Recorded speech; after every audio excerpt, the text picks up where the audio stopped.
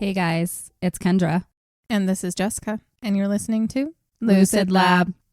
We just came back from some really yummy lunch. Yes. Pizza. Pizza is always amazing. It's like one of my favorite foods, I think. And it's the New York style. Yes. And it's my favorite. It was so good. And they had like probably 12 different flavors to choose from. So it was hard to decide. I wanted one bite of everything. But this place also gave you a sampler while you were waiting, which it was so good. is the way to my heart. Free food. Totally the way to my heart. So I'll be back. But my mouth is a little spicy at the moment. I chose 2 spicy ones. Yeah, that's okay. One is really good. Jalapeno popper. Yeah, it was a jalapeno popper pizza. And it had, that was a tongue twister to say. Jalapeno popper pizza. It had grape jelly on top of it. And it was like melty and it was really, really yummy. It was. And then I got a green chili. Yes. But we're back. We are doing this 2-parter. Yep. But we're doing it all in the same day. Yeah. So we took a break. Yeah, we needed to stretch our legs and honestly decompress because this is a pretty heavy, somber kind of story. There's so much trauma. It makes my heart hurt just to think about all of these children. And there's so much in the news right now about children being abused. And I'm just... It's true. It's making me just so sad and wondering, how do we protect our children? It's so hard. More. Like all children, not just my own children. Like all children like deserve to feel safe. Yeah, grow up without not be touched. Yeah, not be hit. It's so fucked. Like it's so fucked. What is wrong with us that we want to harm our young, like as a species? I don't know. I don't understand I don't understand it. And I just started what a lot of people have already finished and are done with, but I don't have time. But I just started that on the set. Yeah, I haven't watched that yet. I'm afraid that it's going to bring me down too much. It's bringing me down, but I'm also already in it because I'm in this episode. So yes. I kind of fit along with it, but I'm just like, it's everywhere. It's freaking everywhere. Every industry has been affected by it, and it's been going on forever. Long time. Maybe less nowadays than it has in the past, as we're finding out with this. It's just more visible now. So I don't know, maybe visibility will help it get better. I don't know. I would say it's far more than it was in the past because more people who have money hide it and talk to each other and have parties about it. Yeah, you got Epstein. Now with Diddy and God. Whoever's above him, and yeah, it's all connected. I already don't trust celebrities, but now it's like all of this stuff coming to light, and it's scary. It's a lot. So we're gonna go into more shit. As like on that positive note, let's get back into more fucked up shit. Fred and Rose West. Tell me more. So at the end of the last episode, we ended with talking about Lucy Partington, which was their 3rd murder together, but the 6th overall so far. Okay, so they had 3 together, and then the others she did 1 on her own. Right, so we had Anna McFall, and then... Which he did. Yeah. He did, and then she did Charmaine. Mm-hmm. He killed his ex-wife. Then Rena. Mm-hmm. And then we had... 3 girls they killed together. Right. And they're still going, I'm And they're guessing. still going, yep. Or we wouldn't have a second part. We wouldn't. So we're going to continue down the list of victims. We ended in the beginning of January 1974. So we're going to fast forward 4 months, and their next victim is 21-year-old Therese Siegenthaler. Like Lucy, she was a college student. Okay. Therese was born in Switzerland and came to London for her studies. She grew up speaking German, but was fluent in English, although she had a heavy accent. She was petite but fit, with brown blondish hair and glasses. She was a sociology major at Woolwich College of Further Education in southeast London. She was living in Lewisham, 5 miles from the school. On the weekends, she worked in London's West End at a ballet shoe store. Okay. She was described as a, quote, highly principled and intelligent woman with firm political beliefs and considerate self-confidence. In April of 1974, she went to a party in South London.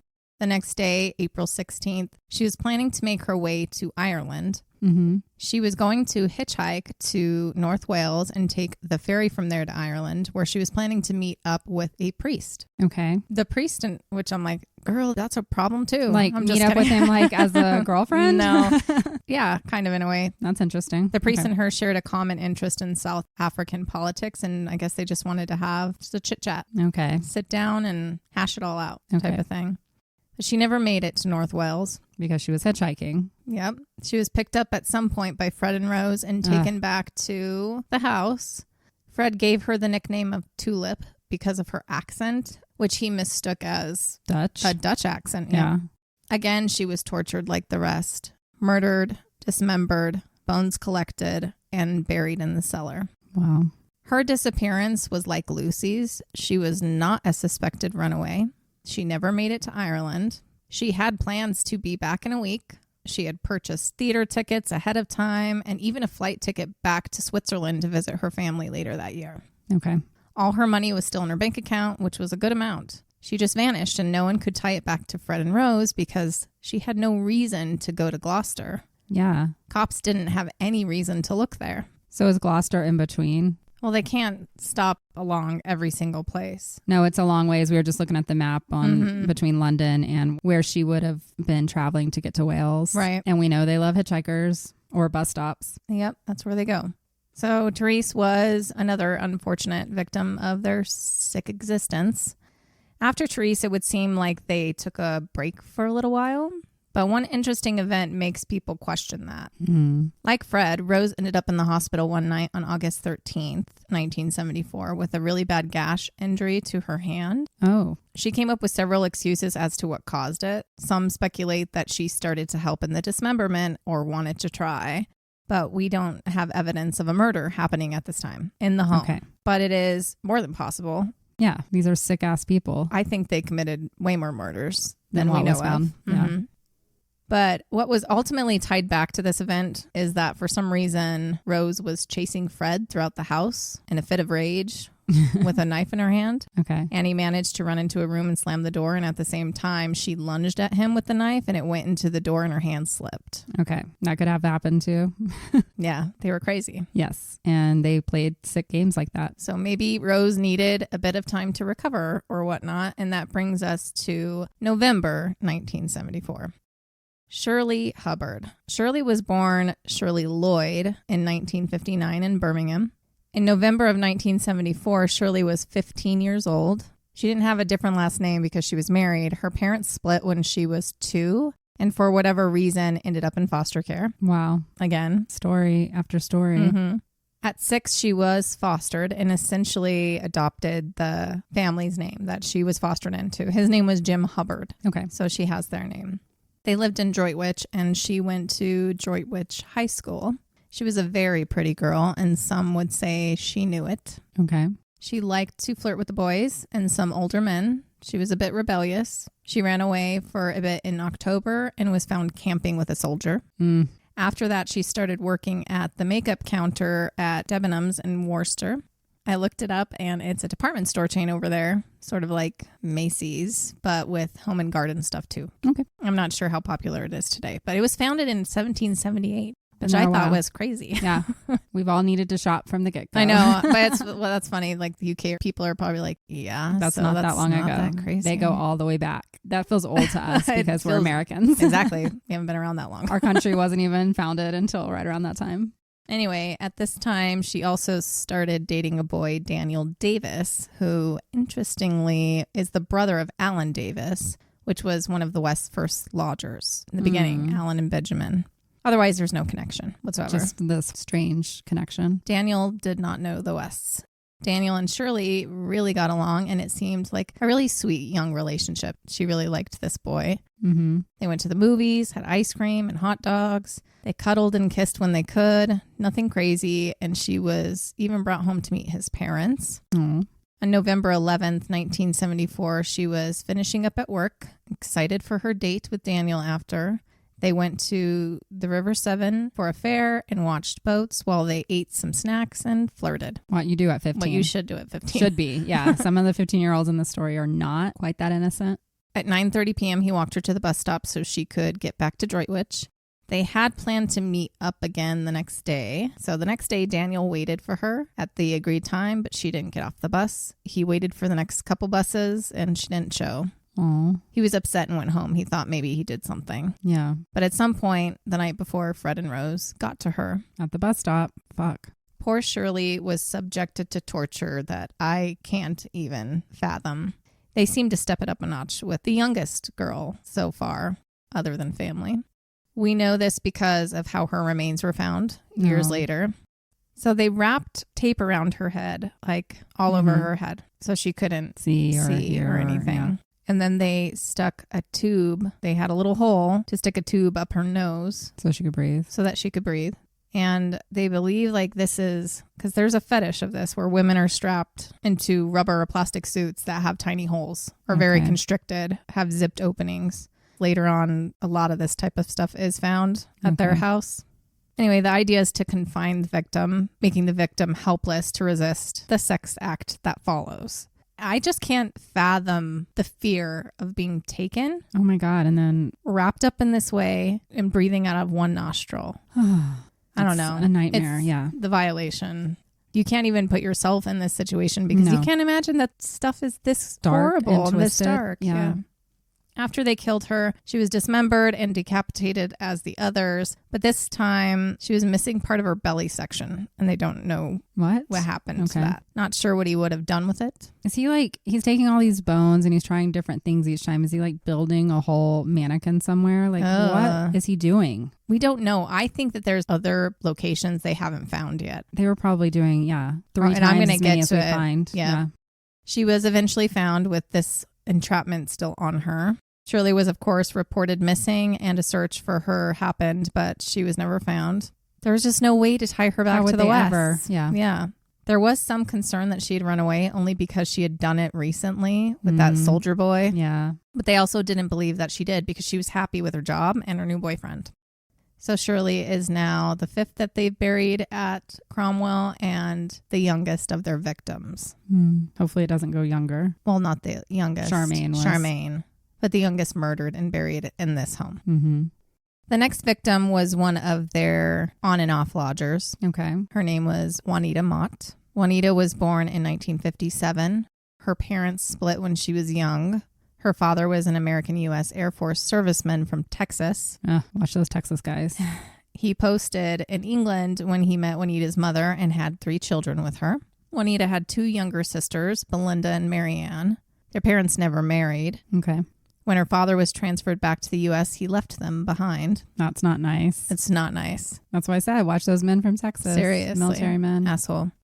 Their mother couldn't cope after that, and she had some mental instability, and the kids ended up in foster care for a time or to stay with other family while she sorted herself out.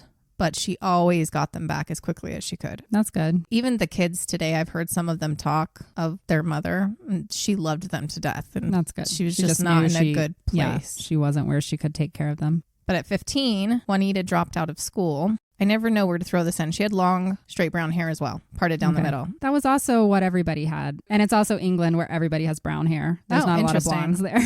So, yeah. I always think about that with all the serial killers. Everybody did have long, straight brown hair because that's how my mom looked back in those days, too. So did my mom. That was just the style. So I don't know that it's not brown hair. Like here, a lot of serial killers did go after just the long-haired brunettes. Yeah. But I do think England specifically, everybody's brunette. They're only Don't get mad blonde. at Kendra. I don't know. I don't know. Or red hair if you're from Ireland. I'm like trying to think of the people that I've worked with from England, and I know that for a fact 2 of them had blonde hair, and I don't think they would have died at trying to think of them. Anyway, at the time, she was living with her mother and her mom's new husband. She was rebellious and would hitchhike around a lot with her friend Irene. She started to get in trouble, though, and being the oldest, the instability of her home had more of an effect on her, I think. Yeah. She decided that she wanted to be on her own, but before she could figure that out, she was actually kicked out. Okay. There are 2 theories of how Juanita came to be with the Wests. One is that she heard about 25 Cromwell from her boyfriend who was prison mates with Fred. Okay, so she's already hanging out with some questionables. Yeah. He knew she needed somewhere to go and suggested the house because it was a cheap place to stay. Okay. The thought is that she was probably in and out of there for a couple of years, so the Wests were at least familiar with her. Okay. The other theory is she didn't know them at all. Okay. So could be either one. Either one. When she was 18, she was staying with family friends in Newent. This family friend, her name is Jennifer, was getting married on Saturday, April 12th, 1975. Juanita was going to watch her kids during the ceremony for her She would often take the bus or hitchhike to Gloucester on the weekends, and it is believed that that is what she was doing that Friday night before the wedding. Yeah. So Fred and Rose, or Grabbed even her. just Fred, could have been out there, seen her, recognized her, picked her up, didn't know her, whatever, any of the options. Because it was the main road between Gloucester and Muchmarkle. Okay, that makes sense. If they did know her and knew her patterns, they could have planned it, could have been premeditated. Either way, she was taken back to the house. She was roped up in a constrictive, complicated way, bondage to the extreme, and she was hung from the cellar beams. A lot of times we don't know how these girls died, unless they had a specific wound to their bones. Right. Because a lot of these girls found were just bones. Well, yeah, 20-something years later. Later, some of them that are closer to still have some fleshy parts left, but most of them are bones. So she died at some point. She was dismembered. This time she was missing 80 bones. He's building another person somewhere. I'm telling you. But then why just hands and feet? Like, he's not taking any of the important ones. I don't know what the fuck he's doing. Is he just building a multi-hands and feet? He has a foot fetish. I don't get this. What if he's making a floor out of them? Yeah, he's wanting that size of bone for something. Something about the small bones. But he's also taken bigger ones, like the scapula. Yeah, like he was taking the shoulder bone. That's when I said he's building a person, but I don't know. But she had a lot. She had a lot missing. She didn't have a skull fracture or anything, so we don't know what happened. Although Anita was living somewhere else at the time, she was not considered a runaway. Yeah. She had a good relationship with Jennifer. She knew that Juanita would not have let her down, especially on her wedding day. Right. But she was never really officially listed as missing. If it was ever properly looked into, they might have uncovered fairly easily that she was connected to 25 Cromwell if she was. Because from that theory, it was over a couple of years people would have seen her. Yeah. But the connection was never made. Her family didn't consider her missing either. She would often be gone for a really long time before popping back up. Okay. And that's what they thought that she was doing. That was until a couple years later when her sister Belinda really started to try and find her. Yeah. She thought maybe she didn't want to come home now that she was older. But, she wanted to see her. So she started to try and find out where she was. It wasn't long after trying, though, that she was worried something actually happened to her. And she spent years looking into her whereabouts, even going on TV, being interviewed by magazines, newspapers, just to see if anybody had seen her. Yeah. Ultimately, Belinda does help in identifying her sister 16 years later, tragic. But she would have preferred a much different outcome, of course. And it's frustrating, though, because the house was frequented by the police quite often. Why? But it was either because of Fred stealing shit, because that's what he does. And he sucks at it. He sucks at it. Or the cops were there to check for drugs. As for a long time when it was the boy lodgers, they were known to smoke weed and they'd come and check on them. Yeah. But nothing came from those visits and they never had any reason to search the home.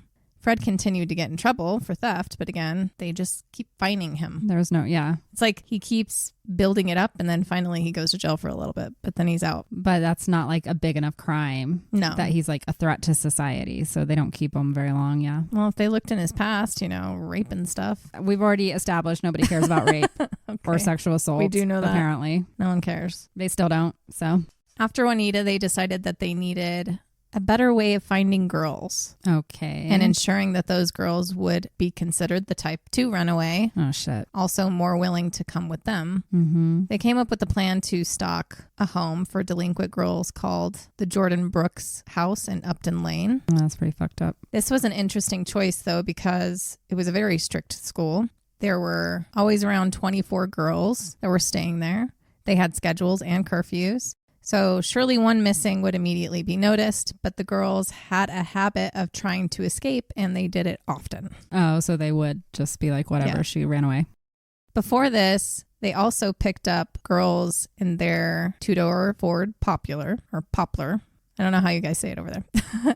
It's spelt popular. Okay. I'm not sure of the year and the model version, but from the ones I've seen, it's very British looking. But at this point, Fred had purchased himself a Ford Transit van. Oh, so he is now you're full on upgraded creeper. to serial killer, truly. He's got the murder van. Much easier to do his construction jobs out of, but much easier to abduct and carry bodies in. So Fred and Rose started to frequent the area near the school. And instead of offering them rides, they decided to take another approach this time. Instead, they would build friendships with the girls and invited them over for snacks and tea. They wouldn't immediately take them. They want them to be influenced to come back to them on their own accord. So it became like a new game. That way, inside Jordan Brooks' house, there would be talk of the nice couple who does nice things for the girls at the home and not discussed as people other girls would warn to stay away from. So they had a long-term strategy with this. Yep. And the plan worked. And word even spread to other similar children's homes. That's scary. As some of these girls would transfer from place to place. This brings us to another victim of theirs, but it's another one that got away, thank God. Okay. We'll call her Jane. Her identity in this case is protected by court order. Okay. Jane came from a broken home, and she was sexually abused by both her father and her brother. She was placed into a children's home at 13 and learned about the Wests. She visited there with a friend one day and really liked Rose. Rose, with her past and having stayed in a similar home once, had a way of connecting with the girls and earning their trust. Yeah. And by this point, she's still really young. She's in her early 20s. Yeah, so she seems like the cool older sister. Exactly. Rose told Jane she could stop by anytime if she ever needed someone to listen to her.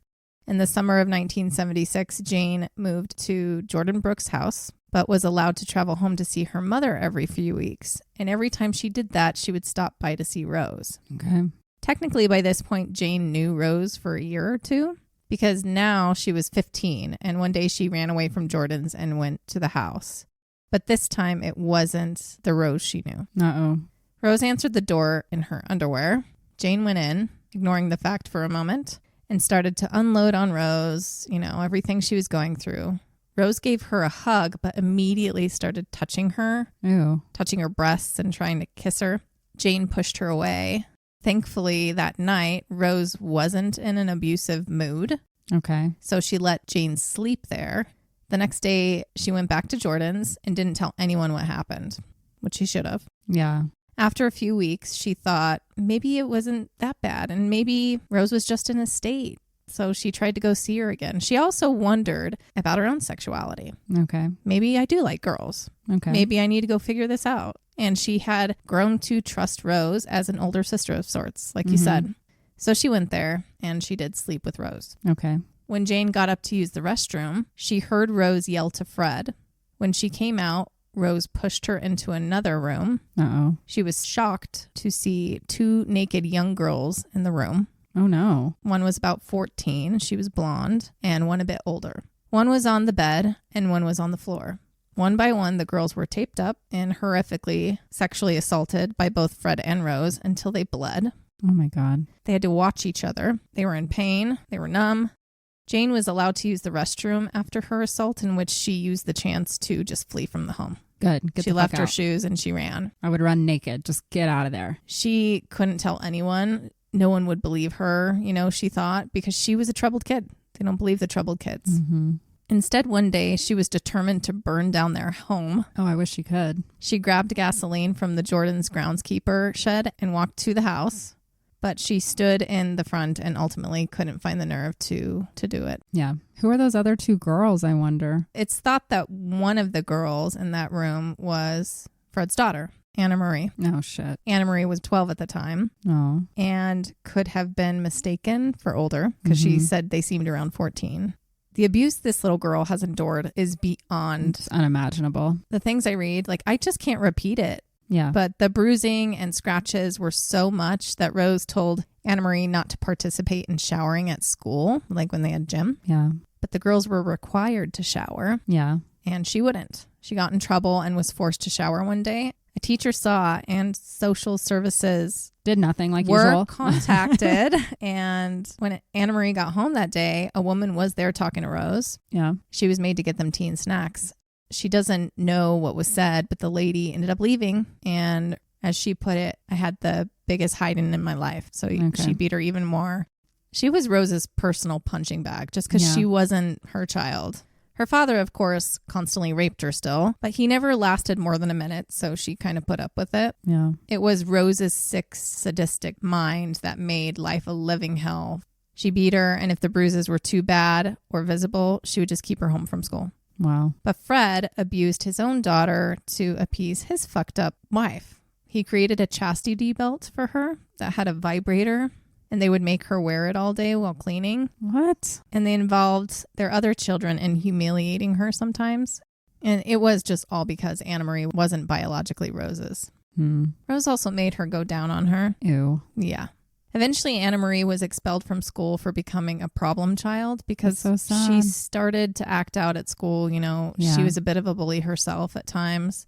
But if they only knew what she was dealing with at home, she was supposed to be safe there.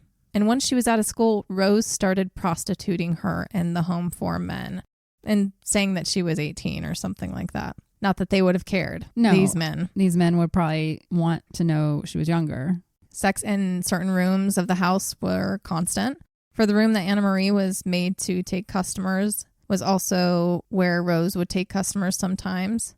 And of course, there was peepholes for Fred. Ew. And they installed some kind of light outside the door that was turned on whenever this was happening, so the other kids knew not to go in there. But even after all this, Anna Marie, she still loved her dad. Yeah. You know, she knew nothing else. She loved him because he barely hit her. His slaps came when she refused to call Rose mother. Okay. But loving her father meant being his sexual plaything whenever he wanted. She would sometimes go to work with him, and if he wanted sex, they would climb into the back of the van and he would just take her whenever he wanted. She still considered it rape. She wasn't in Delulu land. She's not that lost. She wasn't that lost. She understood it was cruel. But she also knew Fred was scared of Rose. Yeah. He would make Anna Marie promise not to tell Rose when he raped her. Oh, wow. And would give her like gifts and treats.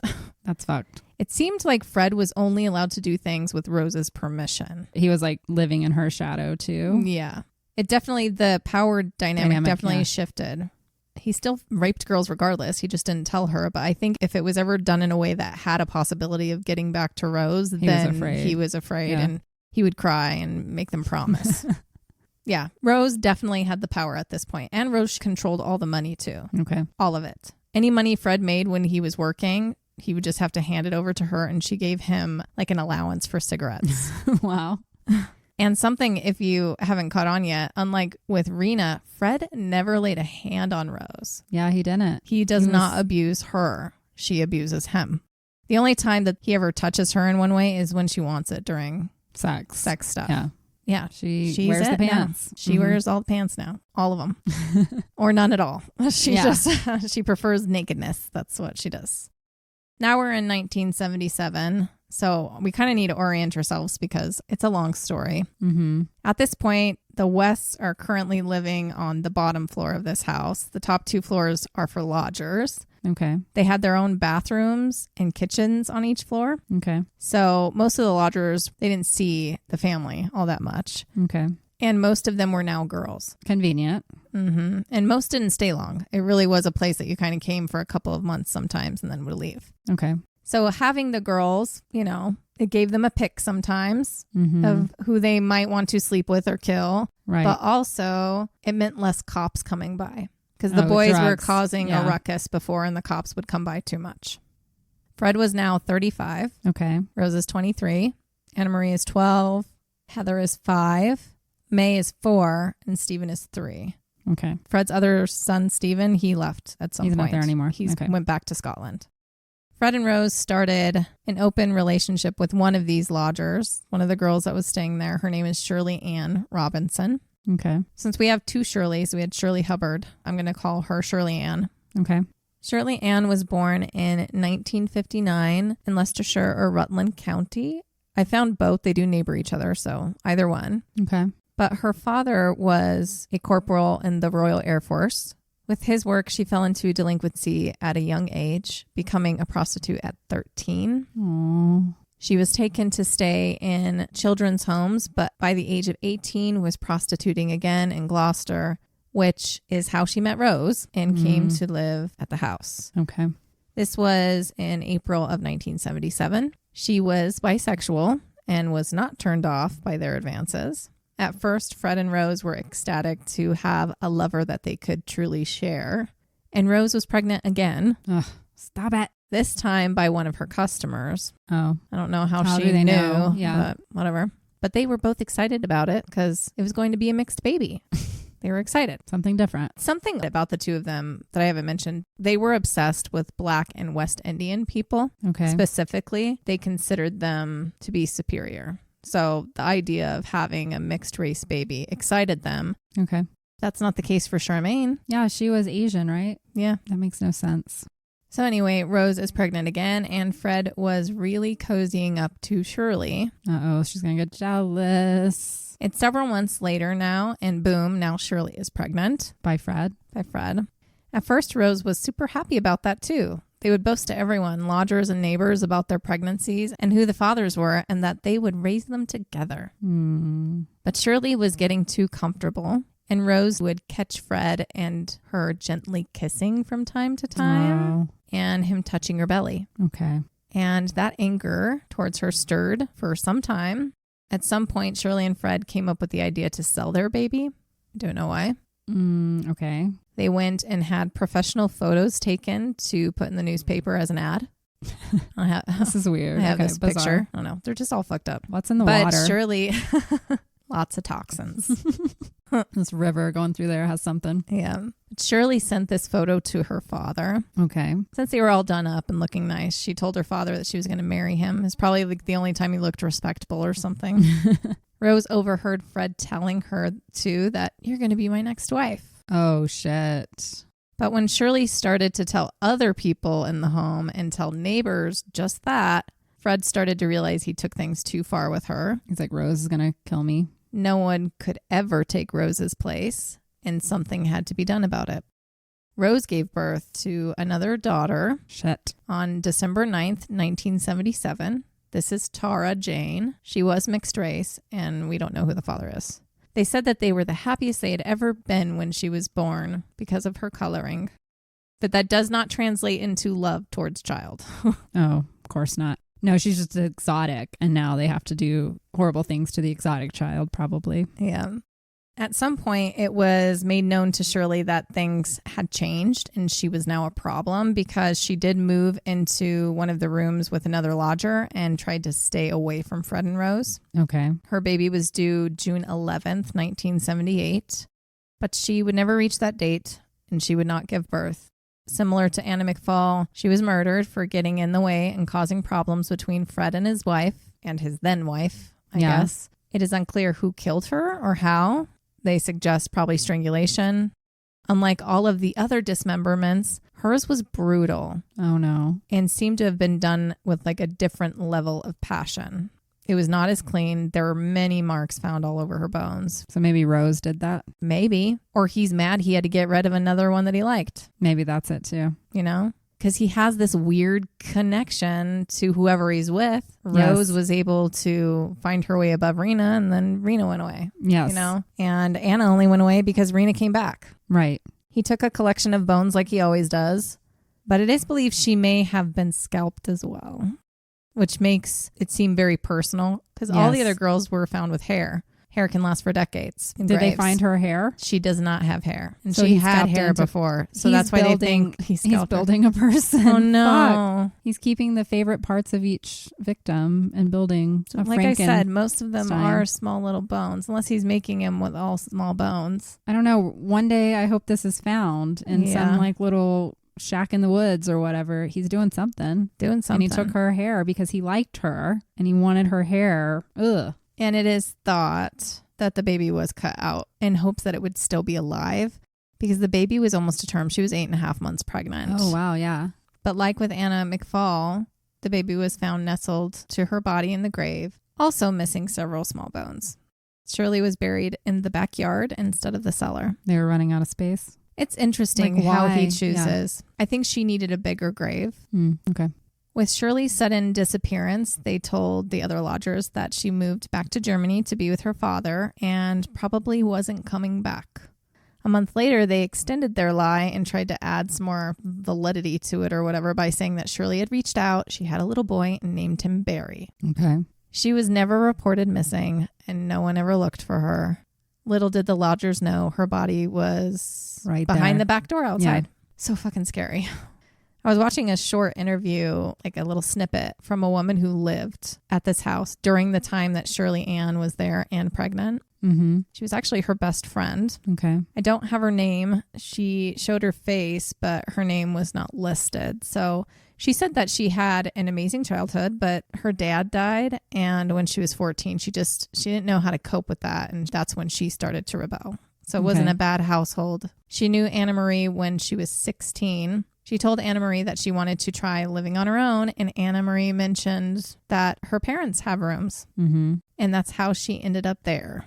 And this is around October 1977. She became best friends with already pregnant Shirley Ann after moving in.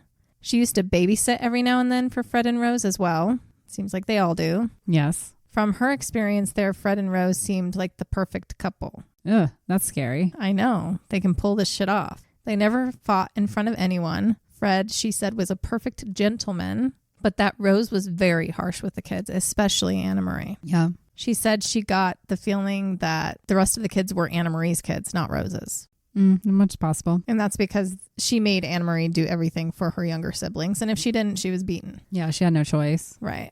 This woman, who was a teenager at the time, of course, ended up leaving after hearing something that scared her. She heard Heather screaming, "Stop it, Daddy, stop it." Heather? Heather.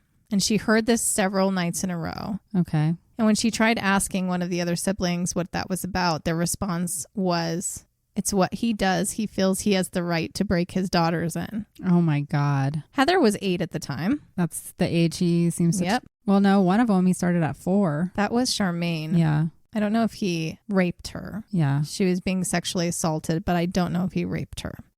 But this girl, she left after that. She thought about doing something, but she was a runaway. She didn't think anyone would believe her, and she was scared to get involved. Mm-hmm. She arranged to leave without telling them, which is smart. Yeah. She told them the day she left.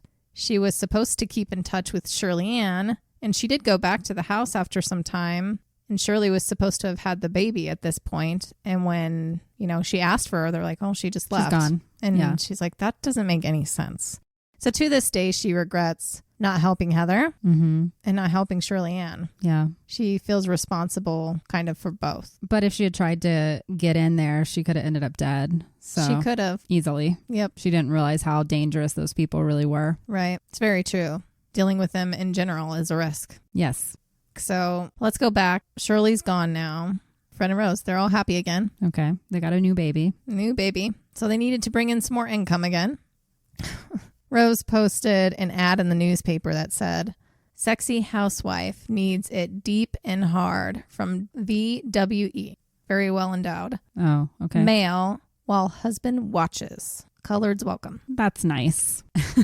You can only come if you have a really big dick. That's what she's saying. And she's looking for ethnic men. And they have to be okay being watched by her husband. This is very specific. Well, men are men, right? So And there's lots of men that some are like to do that. Yeah. And a true business really kind of started for her. Fred installed a special doorbell that was just for her customers Okay. that they were instructed to use. And outside it was labeled by her working name, which was Mandy. Mandy. He also installed baby monitors in the room so that he could listen to all the sex being had. Oh, and not that I want to throw this in there, but I have to because I kind of alluded to it earlier in part 1, I think, is her father. He was a decently regular client of hers. Are you fucking kidding me? No, I told you it went into adulthood. This time he was just paying his daughter for it. Wow. I just don't even know what to say. My face is just staring at you like, I don't know. My eyes just get wide. I don't know what to say with half of the shit I'm telling you guys right now. I feel weird. It's like this whole seedy underbelly of society that I still know. exists to this day. Oh, yeah, for sure. It's just so depraved. It is. I don't know. I don't understand. There's no way to grasp We cannot rationalize everything, but what is happening. I cannot fathom a lot of this. Nope, because it's not natural. No, it's like there is something definitely wrong in the chemistry of their brains. We do know that For sure. for both, for all. I mean, he said has had like 1,000 times. Fred did. Rose was cooked in the womb and her father's schizo. So. It's true. She was doomed from the beginning. All right, so moving on. Not to anything better, but moving on. It was around this time that a young lady by the name of Jill Britt came to live at 25 Cromwell. Okay. Nothing happened to her, thankfully. but it's just a viewpoint from a lodger who had more access. Okay. She was 16 or 17 years old and left home. She wanted more independence. And the first place she rented was a small room with just a bed and a sitting area. And it's referred to as a bed sit. Okay. She didn't have the independence she wanted, though. And that's the whole reason why she left. She couldn't have friends over. She wasn't allowed to stay out late. She's like, ugh, what the fuck? Yeah. What's the point? This isn't the plan. Someone let her know about a room open at 25 Cromwell where she would have more freedom. At first, she had amazing freedom. She loved it there. She was all about music and rebellion. She would play her music really loud and do anything she could to get to concerts, hitchhike, trespass on trains, etc. They were living the 70s, right? Yes. The Wests weren't sticklers on rent being due either. Okay. So that was nice. You know, she could be a little bit late. Mm-hmm. She had kind of a joking relationship with Fred when she would see him. She didn't know what they were really doing, obviously. He was a fucking sicko. She remembers one day watching him grab something from his work van out front. It was a large rolled up carpet. And she made a joke to him like, oh, you got a body wrapped up in there? Or something like that. And he just joked back and took it down to the cellar. So, oh, he probably did. And it's probably one we don't know about. Yep. She didn't really think anything of Fred, but Rose was another story. So many people have so much to say about Rose. Yeah, she's a special lady. They lived in separate parts of the home. There were different entrances for the lodgers versus the family. But when anybody needed to do their laundry, they did have to go through the house where the family was, because that's the only place where there was laundry. So she knocked on the door. It's the only way to go in. And Rose always made everyone really uncomfortable because she's always dressed in like see-through lingerie, never wearing underwear. She would come and sit with her in the laundry room and prop her leg up intentionally, like with all her little lady bits just hanging out. Special. Yucky shivers. She said over time she did become more aware of Rose's sex work. Okay. People would come really late at night and ring the doorbell. Her and her roommate would peek out to see Fred taking men to what was referred to as Rose's room. Mm-hmm. Sometimes one, sometimes more men at the same time. They would hear the sex going on, sometimes screams from the men, but never ever thought that it was more than that because she doesn't hurt the men. No. She only hurts the women. Yeah. They just figured that Fred and Rose were just very, very open with their marriage. She had no idea the danger she was living in there. And the only reason she had that bed was because the previous female tenant disappeared. Shirley Ann. She also heard Rose yelling at the children often and calling them really obscene names like, you fucking bitch. And like she was just appalled. Even being a runaway herself and her having given her mom a hard time. She's like, my mother would never talk to me that way, ever. So she was definitely put off by that. She didn't see the abuse then because she was on a different floor. But she said she could hear stuff because there was always some kind of movement and kids crying when Rose was yelling. Mm-hmm. She never heard Fred yelling at the kids, though. Okay. She said the only really scary time for her specifically was when she was approached by John, Fred's brother. Okay. Remember, John is the younger brother. John visited often, and one day she went down to pay rent, and he came up behind her and pressed her up against the wall with his body and put his arms on either side. He held her there for a couple of minutes and made a joke to Fred along the lines of like, what are we going to do with this one, Fred? And she sort of laughed it off and like, eventually was released, but she ran up to her room just terrified. Yeah. Grown-ass man holding you against the wall. No, I would be like, time to pack my stuff. But she had roommates and she couldn't bail on them, so it wasn't enough for her to leave at the time. But she made an effort to just never be seen by John, if possible, and to stay away if he was ever at the house. Right. And I bring this up because we are going to talk about John later. Because he's fucked up too, I'm guessing? Yes. Okay. He was definitely a violent rapist as well. Awesome. Jill did have an experience with Anna Marie as well.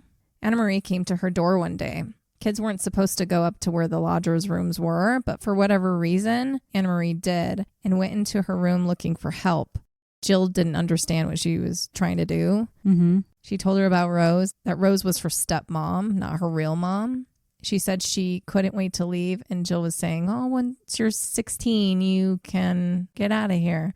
Anna Marie randomly stood up and took off her blouse and showed Jill all of the bruises. Oh, shit. Jill didn't really understand what she was looking at or that she was showing it to her because it was torture. Like, she wasn't grasping it in that way. She was just like, put your shirt back on. What are you doing? What are you doing? What are you doing?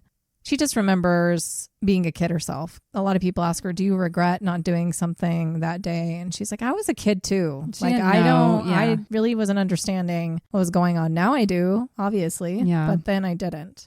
Jill was also friends with Belinda Mott, which was Juanita's little sister. This is 3 years later, though. Okay. So one day, Belinda had gone to see Jill with no idea that her sister that she's been looking for is buried in the cellar of this home that she's visiting her at. And it was Belinda's first time there. Like, she didn't know. Mm-hmm.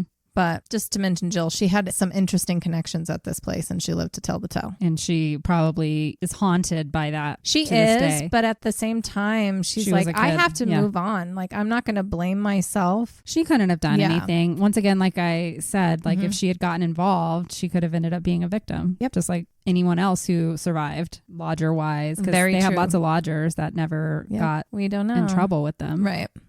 But back to Rose and her many pregnancies because, surprise, surprise, she's pregnant again. Of course she is.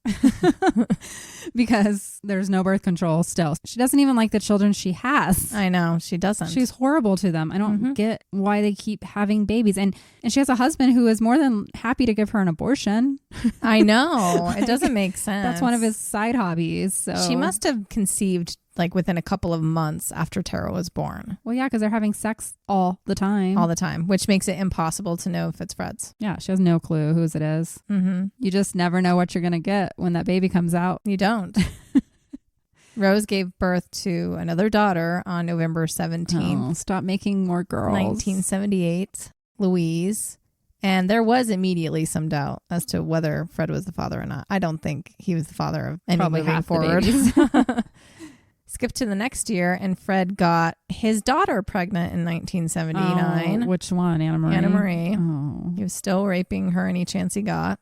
I'm not sure if he was sexually assaulting any of the other kids regularly just yet, but he would make the same claims his dad used to. I made you. You're my flesh and blood. I'm entitled to touch you. Ew. Well, we know he was touching Heather. Yes, we do know Heather. But now there's so many. Like, I just don't know if he's doing anything. He's just waiting for them to get old enough. That's all. Yeah.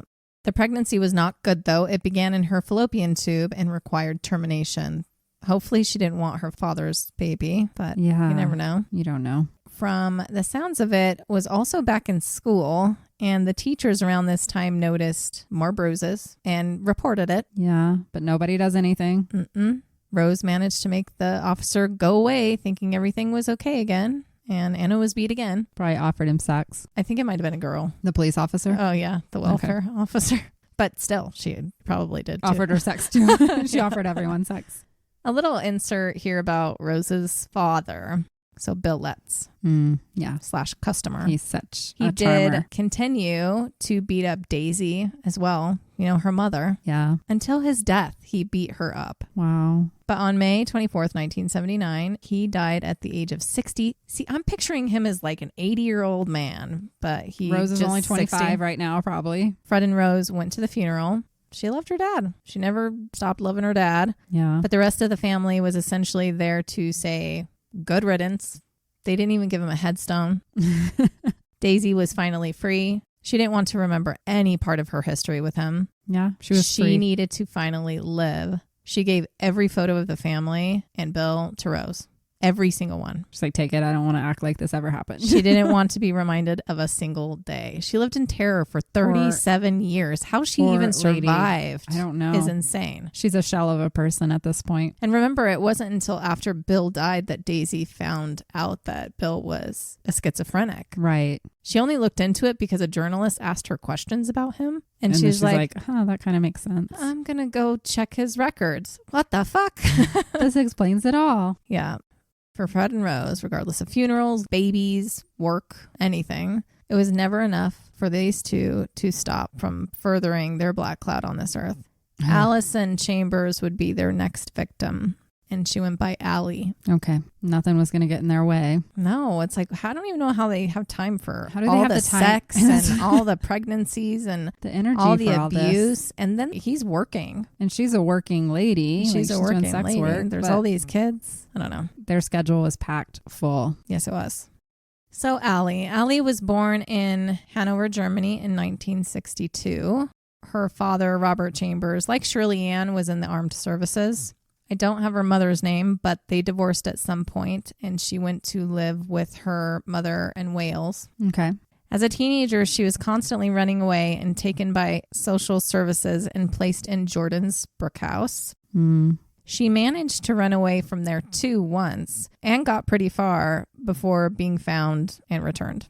Allison was pretty withdrawn as a child and bullied by other kids. She spent her days daydreaming, drawing, and writing poetry. But she did make a couple of friends, her roommate Sharon Compton and another girl named Anne. Anne was familiar with the Wests. One day, the three snuck out to go see a movie, and Anne took them back to 25 Cromwell. Allison really liked them. Of course, they all do. She gave the girls snacks and some tea. A couple weeks later, the girls snuck out again and went there, this time staying the night. Rose manipulated Allison into believing that she and Fred owned a farmhouse that Allison could live at once she was 17 and not required to be under care anymore. She gave Allison a picture from a magazine and told her that that was their land. Okay. Allison believed it Yeah. and went back to Jordan's just like excited and dreamed about being on the farm. Unable to wait any longer, she packed up what little belongings she had and escaped to go live with Fred and Rose on August 5th, 1979, which was 4 weeks before her 17th birthday. That same day, she mailed a letter to her mother to tell her that she was going to be a nanny for a very homely family on a farm and to look after their 5 children, and that one of them was around her age and already saw her as an older sister. It's not known what happened when she got there, but we can imagine. Yeah. They probably let her take care of the kids for a couple days. Yep. Advanced her sexually. She either accepted or refused, but she was ultimately murdered. You don't have an option. When they come on, you're doing it one way or the other. Instead of being buried in the cellar, she was buried in the backyard garden next to the bathroom extension Fred built. At this point, Fred was no longer burying people in the cellar. I think he did run out of room. Yeah, it's not that big. He turned it into a workshop for himself, and half of it was like this playroom for the kids. The cellar? Yeah. That's weird. It is weird because it's a dingy, dark dirt Floor. Yeah. Cool playroom. Yeah. But I'm pretty sure he was still dismembering down there. Yeah. That's his workshop. Yep. Which we'll talk about because I think that there's somewhere else they might have been doing some of this too. Okay. Allie was reported missing the day she left Jordan's Brook House, and her mother thought that she was helping by turning in that letter she sent to police, but police stopped looking for her. With it having been so close to her 17th birthday, she was ultimately discharged from care on paper, and with that, nobody cared. She wasn't on the missing persons list. So that's Allison. We're going to go back to Anna Marie now, because around this time, she was done. She was done putting up with everything. And she's old enough to move out. Her father used to not hurt her, really, other than raping her. But the older she got, he became increasingly abusive. At times, he did match Rose's viciousness with her. Once kicking her in the face with a steel-toed boot. Ouch. While Rose laughed. She just is laughing all the time. This fucking woman. Yeah. She had a sick feeling in her gut that once she turned 16, life would be increasingly worse for her. She didn't know why. She had already experienced the unthinkable. Right. She was even impregnated by her own father. And they were prostituting her out to random men. But she was worried that if she didn't leave before 16... That she'd end up dead? That she'd end up dead. But if she left before 16 and the authorities found her, because they have to look for you, I guess. Oh. Before a certain age, they would bring her back and it would be the same thing. She'd be beat or killed. I don't know, but she just felt it deep in her core that she needed to leave, and she did. Good. Right before her 16th birthday. Anna Marie was the focus of their beatings, sexual assault, and torture. They didn't have her. They had to turn to someone else. Which of their other children should take her place? Yeah. The second oldest. They were all abused, but never to the extent of Anna Marie. And Rose was pregnant again. Of course. Of course. I'm never surprised. I'm just assuming Rose is pregnant all the time now. I know. She always has a bun in the oven. How old is the next oldest? Heather? Is that? Yes, 10. So she's not very old really at all. No. Rose, so we're kind of skipping forward a little bit. So she's pregnant. She had been pregnant for a little bit here, but she gave birth to... Another daughter? No, a boy. Okay, good. On June 16th, 1980. He looked a little bit more like Fred. And I'd say that this is a fucked up way of spitting on Shirley Ann's grave because they made up this name for her baby that never lived, but they named this baby Barry. Yeah, that's weird. It is weird. So yeah, that left Heather Ann to pick on. She was 10. She looked like her mother did at her age. So she kind of looked like Rose. Okay. She had dark eyes, thick black hair. Despite her childhood and everything she witnessed, she was smart and she did really well in school. She was a serious child, which is understandable. Yeah. Fred didn't care for her, of course, called her names often. Then there was May, who is now 8. Heather and May shared a room. May was Rose's favorite child. Which probably doesn't mean much. She probably still abused her. No. Next was Steve, Fred's favorite child. Okay. Again, doesn't First matter. boy, still abused. He was 7, and he did have Fred's bright blue eyes as well. Okay. Then we have Tara, Louise, and Barry, who were all considered to be Rose's children because paternity is unknown. So we're working children. The children were not allowed to talk to adults or play with other children. They couldn't risk one of the kids saying something to someone, so they kept close tabs on them at all times and busied their days with chores. The older children were fully aware of their mother's prostitution. They were absolutely terrified of her. If you stepped out of line in any small way, they said she would go mad with rage. Ugh. She kept baby monitors in their rooms to hear what they were saying to each other. One night, I believe it was Christmas Eve, so I know they never got presents ever, like except 1 year. Not. She must have heard something she didn't like because she barges into the room and takes Heather, May, and Steve and throws them outside in the snow where they had to stay for 3 hours. Wow. Before she let them back in and beat them again. They're like, let me just freeze to They death. don't even know what it was for. Like in the middle of the night, she just goes and gets them and throws them outside. Wow. Like I said, Fred rarely hit the kids. So I think, like Anna Marie, though, the kids had some love for him. But really, for the most part, he ignored them. Yeah. Unless he was raping them. That was the only attention they got. Yep. And he was gone all day at work. He was now working as a general laborer at a factory, and he would sometimes just come home for dinner and then leave right away to go do general maintenance stuff for landlords in the area. So he was constantly working. Okay. And constantly stealing stuff.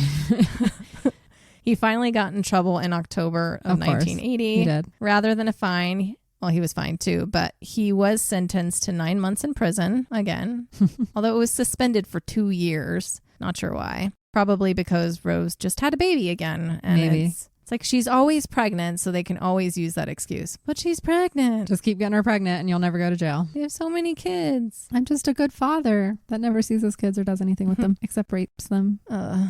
Ultimately, the next oldest, Heather Ann, did take most of the beatings. At school, she started to wear clothes that covered her body. Because she was getting bruised. Even in the peak of heat. Like Anna Marie, years before, she started to get in trouble for not showering at the gym. Yeah. Others then saw the bruises all over her body. I don't know why nothing was done or said then, but she probably begged her classmates not to say anything. Because it would just be more beatings at home. Right. At this point, Fred had also turned to her for his sexual needs. Oh, shit. Even May. Well, she It was started 8, with May. yeah. Yep, she was 8 now. They both tried to keep him off of them, but Fred was incessant.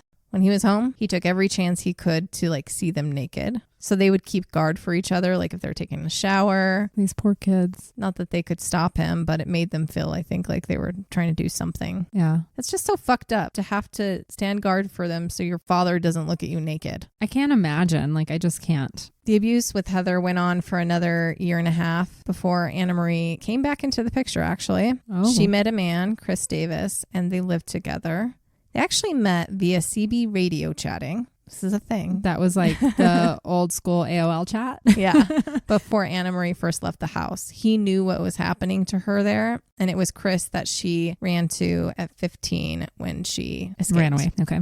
After some time, she started taking tranquilizer drugs to forget all the things that she had been through. But that, coupled with what seemed like now a fear of sex, well, yeah, she started having trouble being intimate with him. Yeah. So she sought psychiatric help, but I'm assuming she couldn't really explain why she had the issues, because if the psychiatrist knew why and that person knew that she had younger siblings, they would have to report that. I would think so. You would think so. But due to money issues, Anna Marie and Chris were evicted from their flat and they moved into 25 Cromwell in 1982. She made him promise to never leave her alone. Yeah, so she couldn't get raped again. And they only stayed for a few weeks. Okay. So it was just so that they could find another place. But while they were there, Chris developed like a soft spot for Heather because he could tell that she was going through something. Okay. I'm assuming he's smart enough to know is probably what Anna Marie had gone through. Yeah. She's the oldest now, but she didn't say anything to him at the time. Are you ready? Surprise. He's going to hook up with her sister. Rose is pregnant again. Oh. I'm like, what? No, he Forgot. doesn't hook up with the sister. I was still on the sister and brother thing. No, yeah, of course, Rose is pregnant again. This is number 8. I can't even keep track I anymore. can't keep track of all the I've kids. read this story for weeks and I still can't keep track. This is April 13th, 1982, and she gave birth to Rosemary West Jr. Uh-oh, that girl has gotten the worst And she had moniker darker ever. skin, so she was definitely not Fred's. The last 4 are not Fred's. No. It sounds like maybe Fred and Rose don't aren't think even they're- having sex at I this mean, point if he not keeps turning enough. to his kids. Not enough. Yeah. And she's wanting satisfaction from VWEs, which may not be Fred. If, Maybe it's not. that's- No one ever talked about his wiener size. Not that I want to know. I have no. I do not don't want wanna to know. I saw what he looked like. I do not care. He's kind of like a mixture between, who did I say? Said Richard Simmons and Yeah. Billy Crystal. Yeah. Richard Simmons and Billy Crystal. The big gap between the teeth. He's not attractive. Well, so we know now that Fred is raping Heather. Yeah. May, probably. Mm-hmm. She acted out. She began smoking, drinking alcohol, stealing shit to cope with the abuse. She was still a really good kid. So it was like Yeah. a blip of a moment, I guess. In August of 1982, she got in trouble with the law, but because of her age, it didn't go to court. Okay. She might have been safer in jail. Probably. For sure. Maybe they should have taken her. And by this time, she hated all men, I can. boys included, just the male gender. I mean, how could you not if that was your whole exposure? And it's your father. Your own dad. Yeah. She even escaped a school camping trip once just because there were male teachers that went on the same trip. Yeah, she's afraid. Yeah. Fred and Rose decided she must be a lesbian, Yeah, that's why. which pissed them off, which made no sense because Rose Rose is a was lesbian. bisexual and she Yeah. only did bad things to girls. But no, Heather being a lesbian was really, really bad. Okay, I don't get it. Really, really bad. I don't really know what happened over the next year because that's kind of missing. Surely stuff did. Mm-hmm. But come July 16th, 1983, you ready? Yes. Rose gave birth to another child. Fucking stop. Oh my God. I can't. Does Rose have a fetish with being pregnant? I don't. I think she does. There has to be something Because there. there's something about being powerful and hurting people when you're pregnant is how I'm seeing Yeah, how when- she is looking at it. Fred said something about she was only like that when she was pregnant. Mhm. So she likes the hormones or something. Maybe. Her body has to be so. It's so weird that she is so into sex after giving birth so many times. Like, you don't want to have sex right after having babies usually. I don't know. Your body needs some time to recover. Not her. Not her. But this was another daughter. Again. Mm-mm. Luciana. Again, not Fred's. I was about to say. Not Fred's. I don't know. After this birth, Rose's temper was even worse somehow. Yeah. The children were constantly beat by her, and she always found the cruelest of ways to go about it. Beatings from Fred were still rare, but they did happen on occasion. Steve was now receiving beatings harsher than Heather, or just as harsh as Heather. Where are all these kids living? Are there like 5 per room? Like, I don't know how many rooms were actually in this house It was a because big it was house, yeah. modified and stuff. Yeah. but I'm just like, that's a lot of kids. I think the girls share a different room, ages. boys share a room. Yeah. And they're all taking care of each other. Yes. Hiding from the monsters that they live with. The youngest ones were spared for the most part, it seemed. So it seemed like there was like this. It's like when they reach a certain age Like is when they start abusing 6 to 7 year, I don't know. And it depends on the child, I think. them. Yeah, true.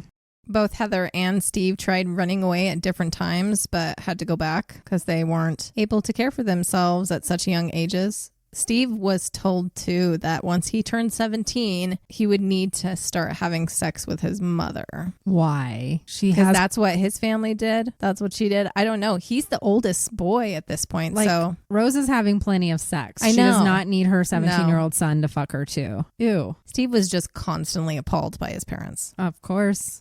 Like, even growing up, you're like, no, this is wrong. I know this is wrong. Normal. You can have the most depraved parents in the world, and they're still going to know that this is wrong. Inherently within you, you're like, this doesn't feel right. Well, we're about to fast forward. There's actually less known about these years where we do not have evidence of more murders, which I have a theory. Okay. Their last murder was Allison Chambers. Okay. And that was in August of 1979. And we're now in 1984? Well, we're going to fast forward to 1986. Oh, okay. She was buried in the yard. I believe they just simply ran out of room. They kind of just stopped cold turkey. No, I don't think they stopped. It doesn't make sense. They were doing it pretty... Like every few months? Right, exactly. For a while, it felt like. Because their next known murder didn't happen until 1987. I don't believe they stopped. They were killing people. I think that there is an entire graveyard still out there that we don't know its location of. And that's where all the bones are that he took to. There's somewhere else completely that they started going to. Simple as that. Throughout all of the years, though, Heather still managed to be a really good student, like I said. Yeah. She was studying really hard to pass her CSE exams so that she could get a job once she turned 16 and leave the house. Mm-hmm. But like Anne-Marie, she felt this impending doom that something would happen to her once she did turn 16. Okay. She was having a harder time keeping her father off of her, and she confided in Chris, Anna-Marie's now husband. Okay. They're now married. Some of what she had been through and asking for advice on how to live in the forest of Dean, which is just a forested area in the western part of Gloucester. That's probably where they were burying all their other bodies. It could be a place. Yep. Anna-Marie and Chris married in 1985, and they had their own home now. Chris still didn't know the extent of everything, even asking Anna-Marie, go speak to your parents about Heather. Like, what are they doing? Something. And Anna-Marie's like, no, you don't understand. Both of them know that would have gotten them killed. Yeah, they knew better. Heather begged to come live with them, but Anna-Marie said no because it would just make them angry and they would come and take her away in a heartbeat and everybody would be beaten. Yeah. But Heather was a bomb waiting to go off. She couldn't take it anymore. Some children at school heard that some of her brothers and sisters were from other men. Okay. And approached her about it, asking if it was true, and she would say yes. She started to talk. Fred and Rose found out about it and were furious. One day, she exploded crying to her best friend, Denise, and told her everything. Wow. Summer was just a few weeks away, and she was terrified to have no escape from them. Yeah. Denise told her to tell the teachers, but Heather was too frightened. So Denise told her parents. But guess what? Her parents were close with Fred and Rose. Ew. Why? They were friends with them. I think it started with work. Okay. They worked together. So Denise's father went and told Fred what Heather was telling Denise instead. So oh no. Can imagine how that went. Rose and Fred were growing impatient that Heather was going to talk to someone else too. Because that was a close one, right? Yeah. It was someone they knew. They can't be exposed. She was scared for her life. Her birthday came and went. So she's 16 now. She spent the entire summer applying for jobs. She just wanted something get me out to get her out of the house. And while she was in the house, she kept to herself. Mm-hmm. She kind of worked herself into this, delirium really. She tried for almost a year to find a job, eventually signing up for unemployment in May of 1987. Okay. One day she applied for a job that she really, really, really wanted because it was a camp. And that would mean that she wouldn't even have to come home after shifts. Yeah. Because it was 2 hours away in Devon. Okay. But one night she got a call that she was not chosen. Mm. And she was absolutely devastated. And she stayed up all night crying into the morning. Yeah. Everybody could hear her. The next day on June 19th, 1987, there was a heavy rain, which meant Fred couldn't work. Heather stayed in bed. She was paralyzed with depression. Later, when she came down the stairs, she realized that she was alone in the house with just Fred and Rose. Oh. The other kids were at school. Uh-oh. It's unknown what happened, but that day One of them killed Heather, or they did it together. Oh, no. She was tied up before, and she was found naked later. Oh, shit. So something sexual probably happened as well. Yeah. She was their firstborn child together. So... And they killed her. Fucked. I mean, everything is fucked up, but this is even a deeper shade of fucked up. Yep. They dismembered her like the others, but it was done with an angry passion like it was with Shirley Ann. Okay. Later in her grave, they also found... This is fucked up. They also found some of her fingernails, but not the fingers. Because he took those. So ripped off fingernails. Okay. He decapitated her and kept small bones like he always does. But this time they didn't have time to bury her before the kids were getting home from school. So she was put in bags and put in the outside garbage tins. Ew. And he told the kids, don't touch those tins because they're full of old plaster. So he was trying to keep everyone away from them, but didn't want her in the house. That night, he made Steve help him dig a hole in the backyard. So Steve knew? Steve did not know. He told Steve that the hole was going to be a pond that he was going to install. That we're going to dig late at night. But a few days later, Steve saw that the hole had been filled back up. He didn't know that he was digging a grave for his own sister. Wow. Of course, the kids noticed that Heather wasn't there. They noticed right away. And, you know, they do what they do. They lied and said that the person that called from the camp called back and said, whoops, mistake. You got hired. You have the job after all, and that she left that day. Okay. Heather's disappearance was not as easy to talk away, though. Yeah. Everyone was asking, and they couldn't keep their story straight. Okay. Other versions were that she was assaulting the younger children, given a beating, and left. Another story was that she was a lesbian and left with her lesbian lover. Okay. Another is that she had a boyfriend and left with him. Mm-hmm. So worried about the constant nagging for people asking for her whereabouts, Fred decided he needed to make it a little bit more permanent and pave the backyard. Okay. He made the children help him. Once they were done, they had an unusual barbecue out on the patio. They put the table right above where Heather's body was. Fred and Rose said it was a celebration. Okay. But after coming up with the patio idea outside, he figured he should do the same to the cellar. And so he did. He created 2 rooms out of the cellar. Okay. Again, using the help of Steve and one of Rose's brothers, he covered the cellar floor in cement and then tile. But, you know, the reason is twofold. He's covering everything up. Mm-hmm. And they were also trying to cordon the children off into a particular part of the house. It had everything they needed. It had the TV, it had a kitchen, bathroom, but it also allowed them to lock the children in whenever they wanted to keep them from the rest of the home. They also installed a wrought iron storm door for the front door so that it could be locked from the inside to keep their children from being able to leave. Ooh. And this was on the ground floor, which included the cellars. So they wanted the kids out of the way for... More sex stuff. I was about to say deviant. Yeah. Actions. Rose was a real working lady now, like a real one. More than she ever was before. So the first floor was turned into Rose's business. Okay. The rooms were decorated for her lovers, and it had a full bar. So she made her own brothel, but she's the only... Like, you don't need more than one room. You can't have sex with multiple Johns in multiple rooms. Or maybe she can. Maybe she can. I don't know. They might come fast, and then she's like, oh, I'll be back. Go to the I'm going to go to the bathroom. She doesn't even wash up in between. Ew. This is disgusting that, like... They might have prostituted a couple of the girls that live there, too. We don't know. Yeah, that's what my guess would be. Yeah. We know they were prostituting their own daughter. True. And she's not doing that anymore, so... The rooms were, well, like I said before, little holes were cut into every room so that Fred could peer in. There was a lounge where they kept a library of pornographic films. Half were their own home videos. I keep saying ew. That's my word of the day. Yeah. Ew. Those that they purchased were the most extreme, and there were a lot with children and animals. So I don't know if I even said this earlier, but Fred was into bestiality, which he said was because of his father. No, you didn't mention that. If you can't get a girl, stick it in a sheep type of thought process. That was his dad's sex talk? Pretty much, I think. That's where he could practice. It explains a lot. Poor sheep. I know, poor animals. They didn't give consent. They didn't.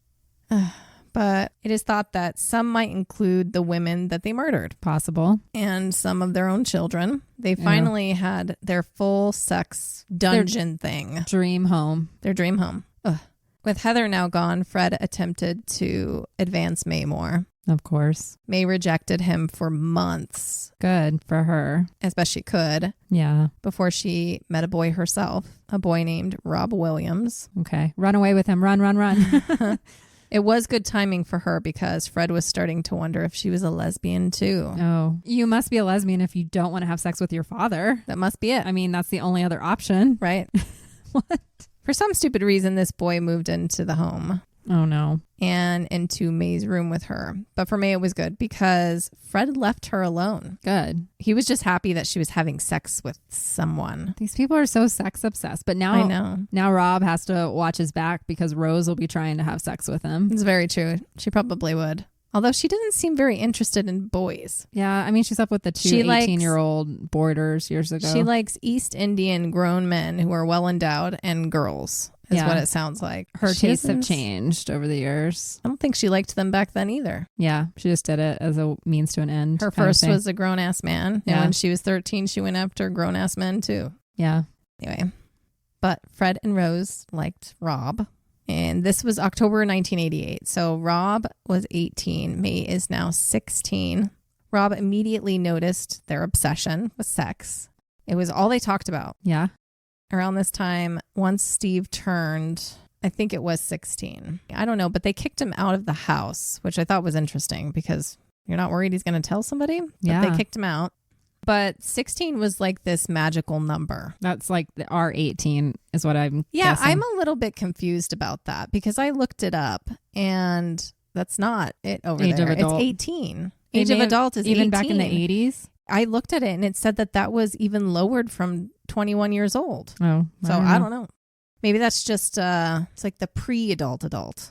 Like that's when they stopped giving a shit about you. Maybe it was different in small towns. I don't know. Someone tell me. I didn't have time to really go into it. It's kind of like the same thing with divorced children. At a certain age, they can decide where they want to live. Yeah. It's not age of consent, but it's something else. Yeah, it's like something else. Decision-making age or something. Because you can also get unemployment at that age. Yeah, because Heather was. Yeah. It did seem like there was a weird knowledge between the kids that 16 was a magical number for their parents in which life or death came into question. Okay. May was already 16, but because they liked her relationship with Rob, they let her stay. She was allowed to stay. And I would say Steve won the lottery simply getting kicked out. Yeah, get the fuck out of there. In reality, it seemed like they wanted to rid themselves of their children. Mm-hmm. But as soon as she would get rid of one, she'd get pregnant with another. So she has to stop. I think it was after this last one, actually, that she got her tubes tied or something happened. Fucking time. Or like her body finally just gave out scar tissue. You can only have so many kids. I know. Eventually, they took down all of the photos of Heather. Wow. Completely. And no one would talk about her except Fred. He would just randomly bring her up sometimes, saying like he saw her, he talked to her, and each time Rose would like give him this death stare. Like shut up, dude. What the fuck are you doing? We've all forgotten about her, so don't bring her back up. But whenever some of the kids would get in trouble, they'd be like, watch out or you're going to end up under the patio like Heather. So they would use it as a family joke. Okay. The kids said that they didn't know. But Steven knew, like it was in his mind. Steve knew. I think he would have known later. Yeah. Yeah. Well, when he thinks back, he's like, Dad dug a pond in the middle of the night and then it was just filled in and then I never saw Heather again. Like, it doesn't take much to put two and two together. It can be hard when you're not sure if your parents are capable of murder, though. Yeah. They're capable of beating the shit out of you and raping you, but they still, it's another to go thing to to leap. Yeah. Murder is different. So over the next few years, social services showed up twice. No idea who tipped them off, but somehow the couple managed to get them to leave again. They're good talkers. I don't think Rose is, though. Doesn't sound like it. She sounds like a bitch, really. It sounds like Fred is a good talker. Yeah. So I don't know how Rose was able to get people to leave before. She flashed her lady parts and they were just like, okay, I gotta go. Oh, gross. I have too many images in my head now. She's answering the door naked. Like, that's uncomfortable. You're like, I don't know where to look. Put some clothes on, ma'am. Like, that would be weird. But then also that should make you as a social services person be like, there's something going on here if this strange woman is just sitting here naked. Maybe her cakes had weed in them. Or maybe she just gave free sex work. That's one of my thoughts. Yeah, she's like, why don't you come in here? I'll suck your dick if you go back and say nothing's going on. But them coming by did make them nervous. And it was getting harder to put up the facade that they're a normal family. Yeah. One of them would pick up the kids from school every day and would just chat with the other parents. Just seem like normal. Like, I'm here for my kids. I pick them up. Rose made costumes for them one year. Oh, and so now she's going to be a mom? And then they all tried to celebrate Christmas for the first time, giving the kids gifts. But it was all an act. Yeah. I don't know what they were up to for these few years. They were probably doing really bad things. We can only imagine. We just don't know. Yeah. We don't know. In 1992, Fred's father, Walter, was in bad health. Eventually, he was taken to the hospital. Fred did not go to see him. He died on March 28th that year. And him not going to see him created a lot of tension with his brothers. Fred felt like he was winning in life. He didn't need to see his dad. Right. He got his bag. He left home 30 years before and managed to keep his life moving forward. He always had work. Kept a roof over everyone's head. He had his own home and he was constantly renovating. He had toilets, lots of them. Yeah. He wasn't living in squalor and he worked hard. He did actually really work hard. Yeah. And he showed his dad. And to top it off, he managed to assault many and help kill or dismember so many people. Yeah. And he was able to get away with it. So he felt like he was way more successful and way more of a man than his father. He's on top of the world. He's living his best life. Yep. But all of that is about to be challenged because someone does speak up. Good. It's about fucking time. Some people have spoken up. It's just nothing's being done. Nothing's been done. Someone speaks up this time and it starts the wave of what's to come. It's going to crash down. Even though we know we don't have proof of other murders during certain years, they certainly continue to assault girls, including their own children, of course. This time it was 13-year-old Louise. In May of 1992, Fred asked his 13-year-old daughter, Louise, to bring some bottles to a room on the first floor of their home. She did, and shortly after, her siblings heard her screams. Uh-oh. No, don't. No. Later, Fred returned downstairs. Louise was found by her siblings writhing in pain, sobbing that her father raped and sodomized her. Oh, my God. And at one stage, partially strangled her. Poor Louise thought she could go to her mom for help. She wasn't home when it happened, but Rose's reply was, oh, well, you were asking for it. Of course. She was raped 3 more times over the next few weeks, with Rose participating in one of them. One thing I'm not sure of, if I haven't mentioned yet, is every time they did something to one of the kids in this way, Rose would take them to the bathroom for them to bathe, bleeding afterwards. Fred also filmed one of these rapes, apparently, with Louise. Sexual assault of Louise started at age 11, but as she grew up, it was more difficult to handle and more insane what they did. After the last time, Louise couldn't handle it anymore, and she told her best friend that Fred raped her while Rose was encouraging it and laughing. So fucked up. Her friend told her mother, and the mother called the police anonymously on August 4th. Good. An investigation was started, and it included social services, which has been there 1,000 times at this point. But this time, a certain officer was assigned to the case who made it her mission to take down the Wests. Good. This was Hazel Savage. Okay. It's been a bit, but if you remember, Hazel was the constable that picked up Rena way back when she stole stuff from Anna McFall. Okay. Rena was trying to escape but was found, and Hazel picked her up to bring her back to England for her trial. Back then, Rena just warned her about the Wests in general and Fred's abuse and his depraved sex habits. But back then, there weren't any murders yet. Okay. That we know of. True. That they know of. Now, Hazel was really interested. It had been 26 years, but she still remembered what Rena said that day. Yeah, and now she's hearing more, and this guy's involved again. Yep. She was now a detective and had been for 24 years. She actually earned that rank not long after picking up Rena, which is quite something 'cause she's a woman. Right. When she got the case and saw that Fred was now married to a woman named Rosemary and that they had a lot of kids, she wondered about Rena. Yeah. What happened to her? And she thought about her 2 children who she was worried about back then. How did they fare? So she started looking into things. She saw the 1973 assaults that they were charged with, right up the alley of what they were being accused of now. But other than that, it was tons of theft for Fred and nothing else for Rose. Okay. But on August 6, 1992, cops showed up to search the property for signs of child abuse and pornography. Fred left for work while they did that, which I thought was really interesting that they would let him leave. Yeah. But they searched and found way more than they bargained for. Oh, God. A house full of porn and sex stuff. Rose was arrested that morning from the house, and Fred was arrested later that afternoon at work. Finally. It's about damn time. Still going to take a minute. Oh. But they were arrested and questioned for the assault on Louise, but boy, did they find out more. In Hazel's investigation, she started talking to people who knew them, and that included Anna Marie. She now had 2 children that she had with Chris, but they were now separated, so it didn't last.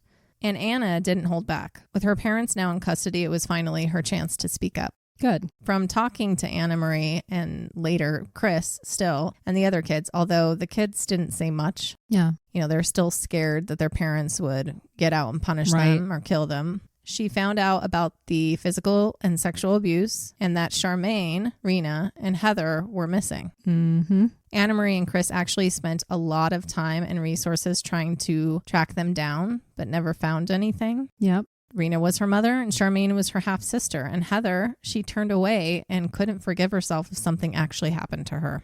Remember, she wanted to live with her. Yes. But at first, Hazel didn't consider any of them dead. In fact, she just thought, well, it's imperative that I speak to them, so I need to find them. She probably thought they were just trying to hide from Fred and something Rose, like that, right? Yeah. For whatever reason, Rose was let go while Fred stayed in jail. Mm-mm. He was the one that raped Louise. So. But after a few days, Hazel had enough to rearrest Rose. She heavily questioned Rose on the whereabouts of Heather. She kept changing her story, and when she asked about Charmaine and Rena, she said Charmaine went to live with Rena. Same story. But where's Rena? I know. But that was a good enough answer for now because, you know, a kid just going with their mom, they're separated, something happened. Okay, Charmaine's with Rena somewhere.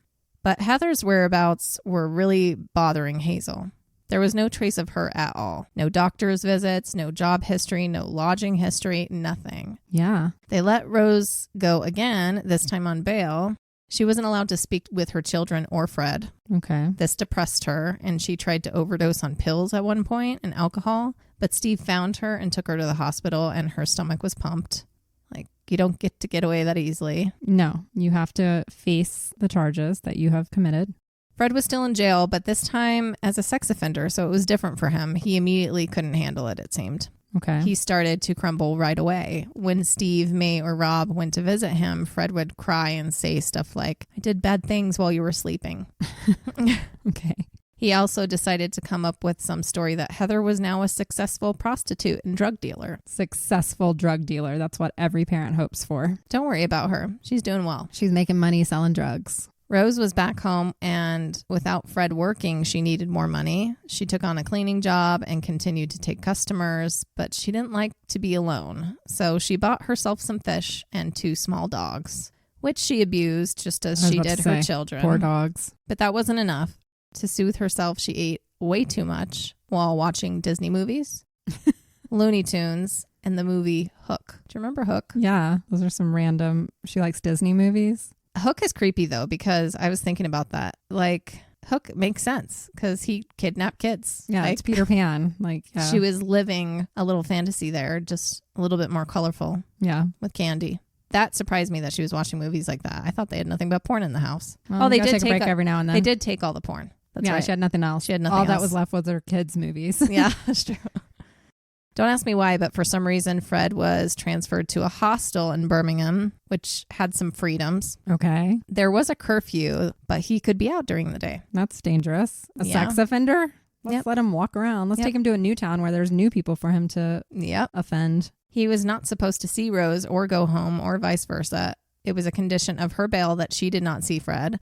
But they did it anyway. She would bring him lunch in a little tent so that they could have sex. And he'd go back to the house sometimes too. But with the trial coming up, Fred and Rose were interviewed by a psychiatrist. And this is interesting because the psychiatrist concluded that they were a loving couple with no secrets. Apparently they were very good liars. They're very good. The trial was set for June 6, 1993. Fred was charged with 3 counts of rape and 1 count of buggery and cruelty to a child. Rose was charged with cruelty and encouraging and enticing him to have sex with said child.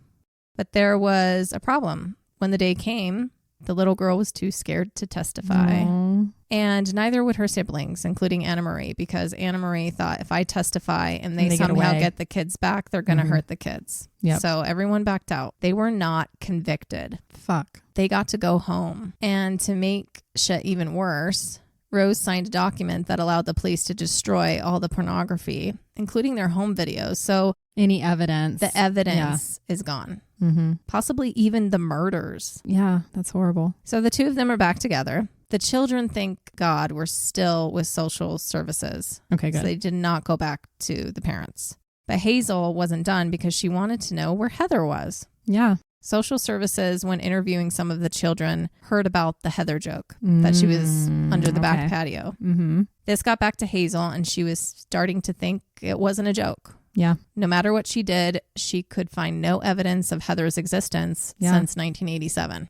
She was actually due to retire in a few months, but she couldn't let it go and worked for months to convince her superiors to grant her a warrant to dig up the backyard.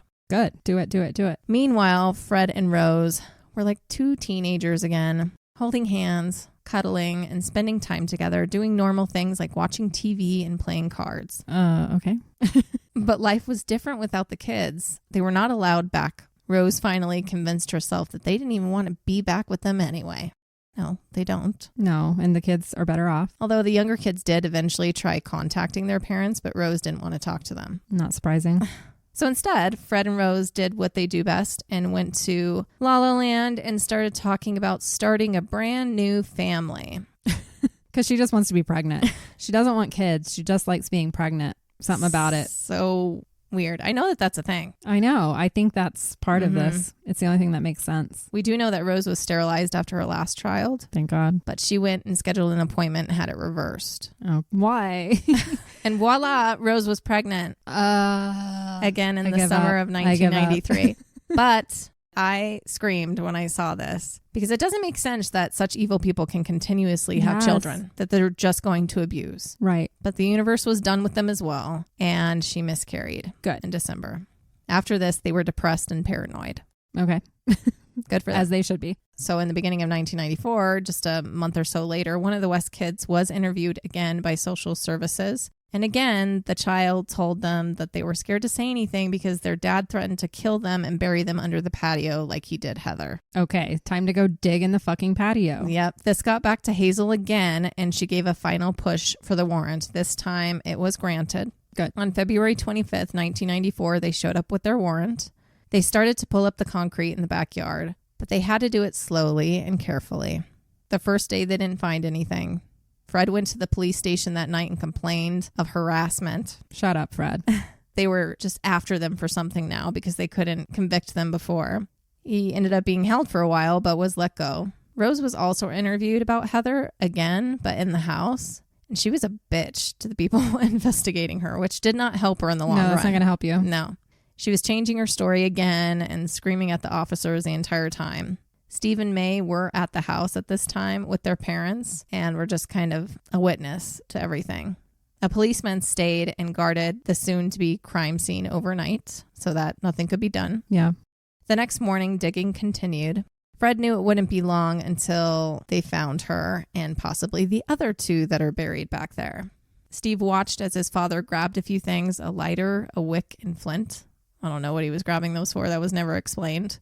Confused, Steve questioned him. Fred told him that he was going away for a while to watch after his mom and to sell the house. Okay.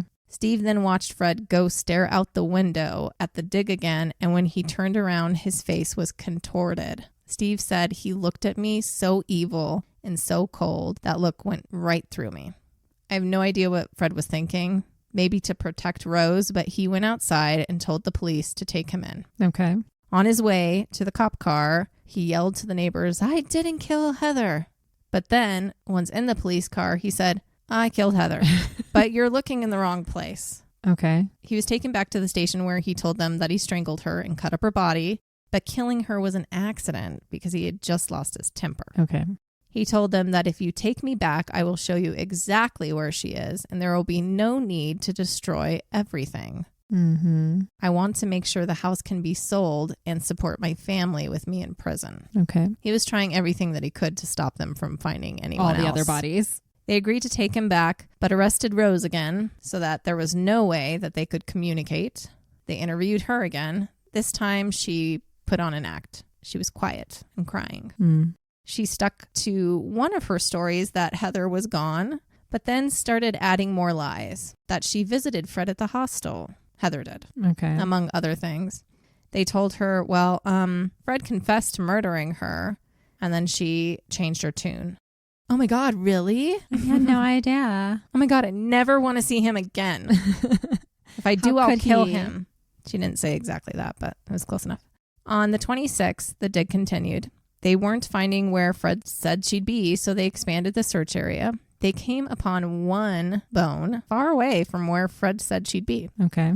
At first, they didn't think much of it because, unfortunately, you can unearth human remains all over the place there, apparently. Okay. Much of Gloucester was built on Roman burial grounds. Oh, okay. If you go deep enough. They kept it and decided to keep focusing in the main area she should be in, but also started another hole in another spot where they did find a collection of bones, hair, nails, etc.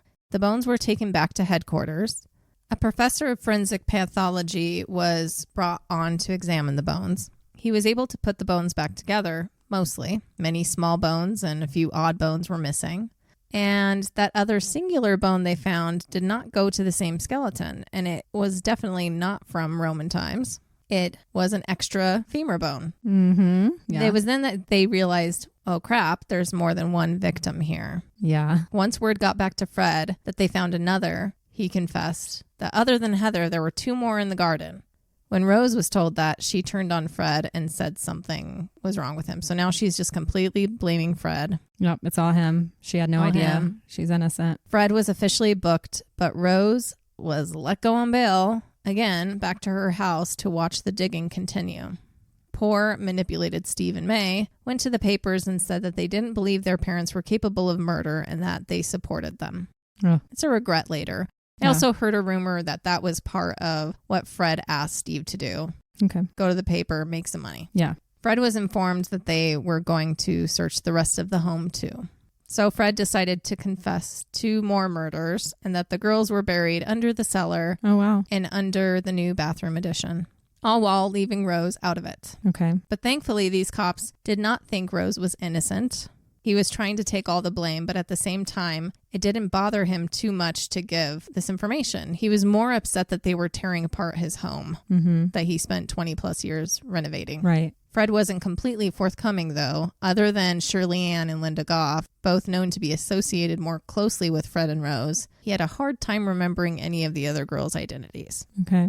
Rose was taken from the house. They also removed everything. All the furniture, cabinets. Good. Appliances, everything. They just wanted access to every wall and every floor. Overall, it took 14 days to unearth 9 girls at 25 Cromwell, 6 of which had no identities yet. Okay. What the police realized in their days and days of interviewing Fred was 1, he was a psychopath. Yeah. 2, he told some truths. And 3, he either had shit memory because murder was so normal for him now, or that he was intentionally leaving out details that made it harder for the police to identify them. I think it was a mixture of everything. Yeah, when you've murdered that many people, because we know it's probably more than what they just found. Right. They would all run together. At this point, Steve was done. Everything came out. He went back to the papers and gave a tell-all story about his parents' sexual perversions. Okay. So he retracted everything. He tried to see his dad and expected his dad to tell him he was sorry. But no. He didn't. After searching through missing person information, they were able to come up with some possibilities, which included Lucy Partington, Mary Bostrom. That's a new name. Yeah, I haven't heard that one. But I'm going to come back to her. Carol Ann Cooper and Shirley Hubbard. Eventually, they were able to confirm 3 of these girls as the remains found, but that left 3 more. Okay. One missing girl was brought to their attention, and this was Juanita Mott. Yes. Her sister Belinda, when everything came out about the house and remembering she herself had been there before, she had this gut feeling that Juanita was there. Mm-hmm. She gave them a picture and they realized that her facial features did match one of the skulls. Okay. Especially her cheekbones. Mm-hmm. Her identity was confirmed with her dental records. With this, they also questioned Fred, and he admitted that he murdered Juanita, and she was the one buried under the stairs in the cellar. For some, the only option was to try through dental records. Right. An oral biologist worked to try and identify the victims that way. By the end of March, they were able to also confirm the remains of Lucy Partington and Allison Chambers. That left 2 more to confirm via dental records. Thankfully, a detective from another city called in to suggest that one of the victims might be Therese Siegenthaler. It was a match. Sadly, her dad died 4 years earlier from what family said was a broken heart. Aww. Her brother had been searching for her for years. And lastly, they were able to confirm Shirley Hubbard. Amazingly, all now were identified out of the thousands of youth that go missing each year. Yeah. And with the discovery of these murders, the police started to question the disappearance of Rena and Charmaine. Yeah. After some investigation, they determined that the 2 hadn't been seen in over 20 years. Mm-hmm. He told them he would take them to where Rena was buried. And he also offered up the grave of Anna McFall, even though no one knew she was missing. Oh, wow. He was feeling like guilt. But he also kept saying, well, I didn't murder her, though. I didn't murder her. I just chopped her up and buried her. Anna or Rena? Okay. Anna. And it was hard to find Anna because he couldn't give a good location for her compared to Rena. Mm-hmm. Meanwhile, more and more interviews were being conducted with people. It became clear to the cops that Rose was very violent and sexually perverse, and the deaths seemed more up her alley compared to Fred. Okay. It was a fucked up puzzle to figure out. They knew that they needed to have more to keep her while they figured out her part in the murders. They received a ridiculous amount of testimony from others of her sexual sadism. Mm-hmm. Testimony also revealed the identity of some other grown men who frequented 25 Cromwell and participated in raping some of the young girls there. Oh, that's helpful. Rose officially was charged with raping an 11-year-old girl and assaulting a small boy in the 1970s. So that's interesting as a boy. 2 other men were also brought up on the charges. This time she did not get out on bail and was put in prison. Now in prison, many people came forward to talk about her and all the things that she had done. Questioning Rose led nowhere, though, because she just kept saying she was innocent. She's a liar, yeah. But detectives were confident that they could charge her with the murders of Heather West, Linda Goff, Lucy Partington, and Carol Ann Cooper. Okay. After more discoveries, detectives ended up searching the home of John West as well. Whatever they discovered led them to arresting him and charging him for raping 2 underage girls in the 1970s. Although I believe it was way more than that, and that he even participated in murder as well. Oh, so he's fucked up. I'm going to come back to him in a minute. Of the murders known and confessed to by Fred, that left Charmaine. They went to 25 Midland Road, and he showed them where she was under the addition. He helped to put over her. They uncovered her on May 5th. And a little over a month later, Anna McFall's remains, along with her baby, were finally uncovered on June 7th. She was the first known victim, but the last to be found. Okay. Digging stopped 10 days later, totaling 115 days that they were digging for these women. Wow. Fred was charged with 12 murders, and Rose was charged with 9 initially. Okay. Twice they had to appear before the magistrate to hear the charges, and both times Rose ignored Fred, even acting disgusted with him. I'm guessing it was her way, or perpetuating her silly little tale, that she wasn't involved in any of it. And she was grossed out that he would ever do that. But if there is one thing you could say about her, she stuck to this. Like, she didn't give him one inkling of, like, real Rose is here. Like, don't worry. Or, like, she didn't give him anything to So he believed hope. it too? Yeah. In 46 interviews, she didn't say anything. 46 interviews. That's a long time to not say something. Well, when you're a psychopath. That's true. She was probably just picturing, like, sex scenes in her mind the whole time they were talking. Who knows? Like, and checked out. But they had loads of evidence that she wasn't innocent. Good. But Fred felt rejected. After all their years together, she abandoned him. Fred never reached trial. On New Year's morning, 1995, he hung himself in his cell. Oh, wow. He did not die quickly. Word spread fast. His children cried. What a life they endured, and yet they still had love for him. Yeah, he was the preferred parent. Anna Marie attempted suicide. Wow. Rose didn't react at all and shed she's no a tears. sociopath. Yeah. She doesn't have emotions. If anything, he was the one that had emotions. Definitely. She had Fred. none. Yeah. He left a suicide note that read, to Rose, West, Steve, and May. I don't know why all the rest of them are getting. He doesn't give a shit about the rest. Well, Rose, it's your birthday on the 29th of November, 1994, and you will be 41 and still beautiful and still lovely, and I love you. We will always be in love. The most wonderful thing in my life was when I met you. Our love is special to us. So, love, keep your promises to me. You know what they are. When we are put together forever and ever is up to you. We loved Heather, both of us. I would love Charmaine to be with Heather and Rena. You will always be Mrs. West all over the world. That is important to me and to you. I haven't got you a present. All I have is my life. I will give it to you, my darling. When you are ready, come to me. I will be waiting for you. Okay. I don't know what to say. Okay. There's nothing to say, but those were his last words. Mm-hmm. Fred's wish was to be buried in Mushmarkle. Okay. He did not want to be cremated, and he wanted a headstone that said Dad, and he wanted Rose and Anne Marie to be buried next to him. Don't know why. Well, Anne Marie was like his main girlfriend. It was. What's up with the whole Charmaine stuff? I don't know. Don't try to make sense of crazy people. Okay. He wanted the rest of the tombstone to read, "Rest in peace where no shadow falls, and perfect peace he waits for Rose," his wife. I hope he's not resting in peace. Well, Steve and May did not follow his instructions. They secretly took his body from the morgue, and on March 29th, 1995, they had a small ceremony with just Steve, Steve's wife, May, and Tara that lasted a few minutes before they had him cremated. I kind of like that. They're like, we're going to do exactly opposite of what you want. It actually pissed off Anne Marie and his brother, but that's what happened. So to Rose, her lawyer tried to argue that there was no basis for a trial anymore for Rose. Fred was the one who admitted to everything, exonerating her. But instead of letting everything go, Charmaine's murder was added to her list of charges, which is good because she did kill Charmaine. Yeah, she did on her own. Rose's trial started October 3rd, 1995. It was a difficult one. There was tons of testimony about Rose and how vile and abusive and sick she was, but there wasn't anyone who could say, I saw Rose kill them. Yeah. I won't go over the trial here. I usually do, but there's already too much here. Yeah, we got enough. It's too much. Deliberations started on November 20th. I found it interesting because it was like it is here, like for the jury to decide the verdict of each charge. But if they decided on one, like they'd go announce it and go back. Okay. Do we do that? I don't think we do. Like it's all done at once, right?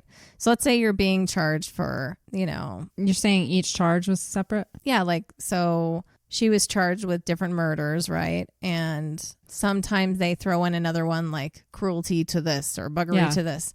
And if they decided on one, then they would come out and announce it and then go back. Yeah, we come out with everything. Right, here. Everything. Okay. So I found that interesting. On March 21st, they found Rose guilty for the murders of Charmaine, Heather, and Shirley Ann Robinson. Unborn children were not considered as separate charges in this case. As long as those three got her life in jail. Yeah. It's what happens in a lot of these serial killer cases. You go with what you know you can get. But we're not done yet because remember, they're going back and forth. Yeah, they go back and forth. So those are the three so far. And I think that's just because those were the easiest ones. Yeah. However, the next day on November 22nd, they found her guilty of murder for the remaining 7 victims. Good. She was sentenced to life in prison. There was an immediate appeal that she did, but it was rejected in 1996. And in 1997, her life imprisonment was elevated to include without the possibility of parole. Good. Which there it's called a whole life tariff. Okay. Keep her in there. And she was only the second woman in modern times to receive this. Okay.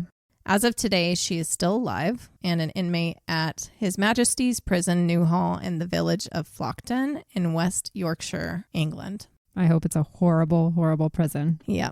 So Okay, but there's still a lot of justice to be had here, or at least families that deserve answers.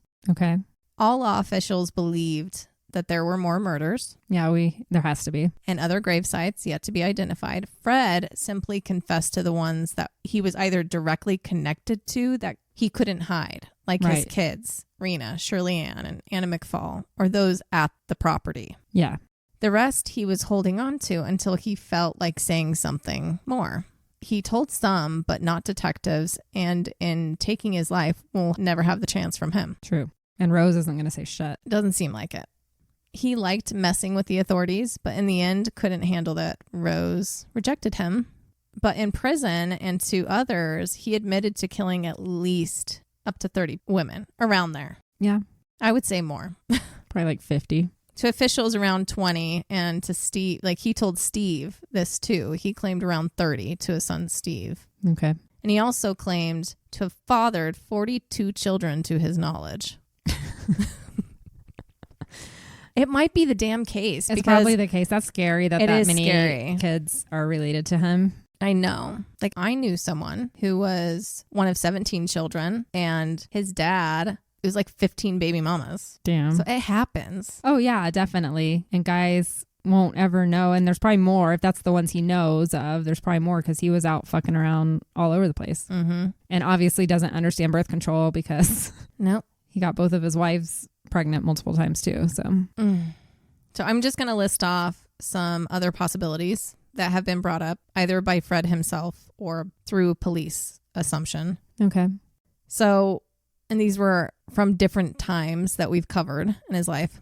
When Fred lived in Glasgow with Rena, there were at least 4 girls who were what they called Fred's type that went missing during that time. Okay. Hundreds go missing in Glasgow every year, but these particular girls could have been his first victims. Okay. From before. Where they used to live, each tenant had some earth that they could use to plant food. Okay. Yeah. He only used a small portion of it and said that he was saving the rest of the lot for something special. Ew. Maybe that something special were the girls' bodies. And if it was, we'll never know because those homes in that area were eventually all bulldozed and a highway was built over the area. Oh. So what resides there now is 13 lanes of traffic. Yeah, we'll never know. That's sad. It's really sad. It's really sad. And then when Fred was living in the caravan at the Willows caravan site in Gloucester, when he was seeing Anna, there were 8 violent sexual assaults and 1 murdered between 1965 and 1967 that authorities believe Fred was involved in. Yeah. Because most fit his description. Yep. The person that was murdered was actually a young boy, though. His name was Robin Holt. He was found in March of 1967. Fred met Robin at a farm machinery plant. Fred worked there occasionally when extra labor was needed. And Robin knew Anna. So it could have been connection that way. Yeah. Like that was a murder to protect himself or something. He was probably jealous of Anna, though. Or jealous of some kind of younger relationship that maybe was brewing between Anna and Robin. Who knows?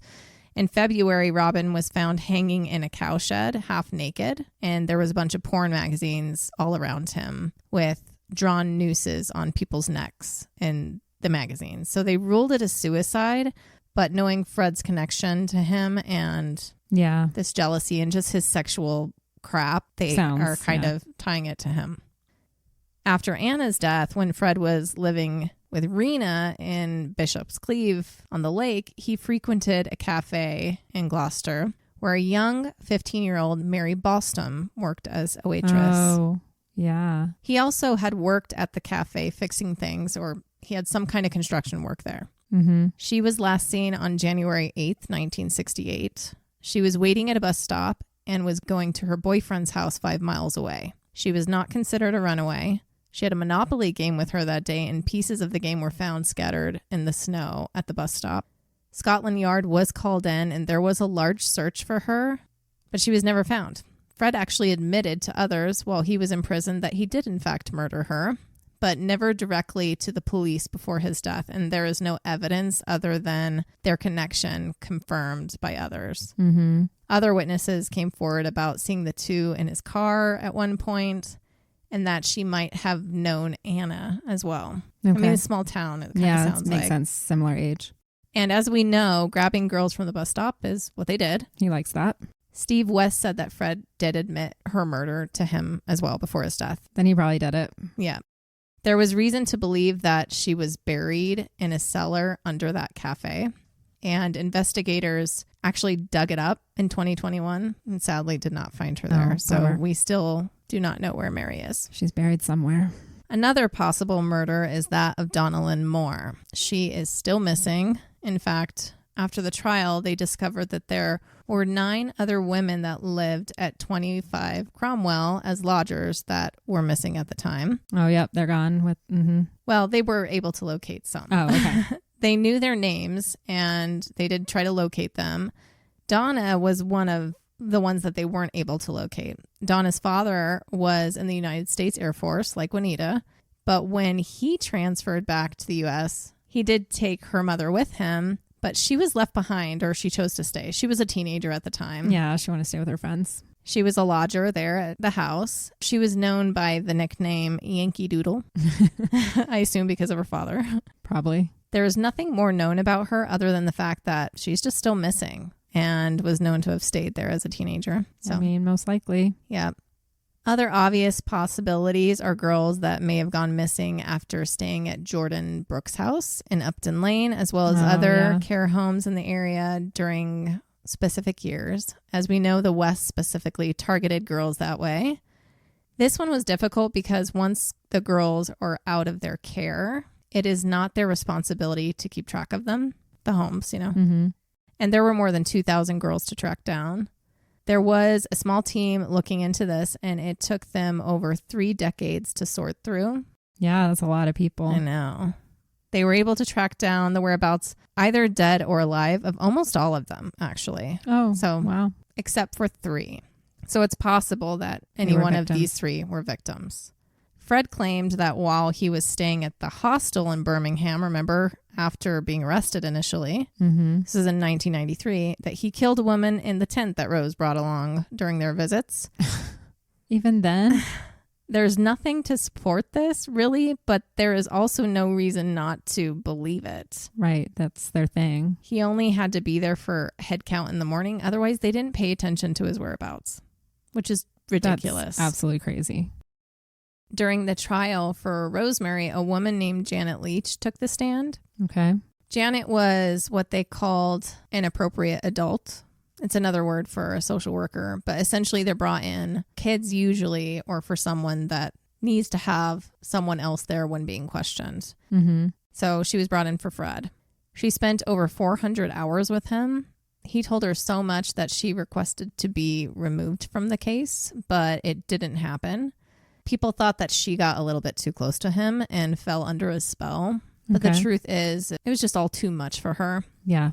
And as an appropriate adult, she was like his psychiatrist and she was sworn to secrecy. So at one point, Fred felt like she was his only friend. Okay. But she couldn't handle it anymore and she gave him an ultimatum. You either tell the police what you've told me or I'm done. Mm-hmm. Because she can't tell them. Yeah. So he did start talking about things that he hadn't said before committing suicide.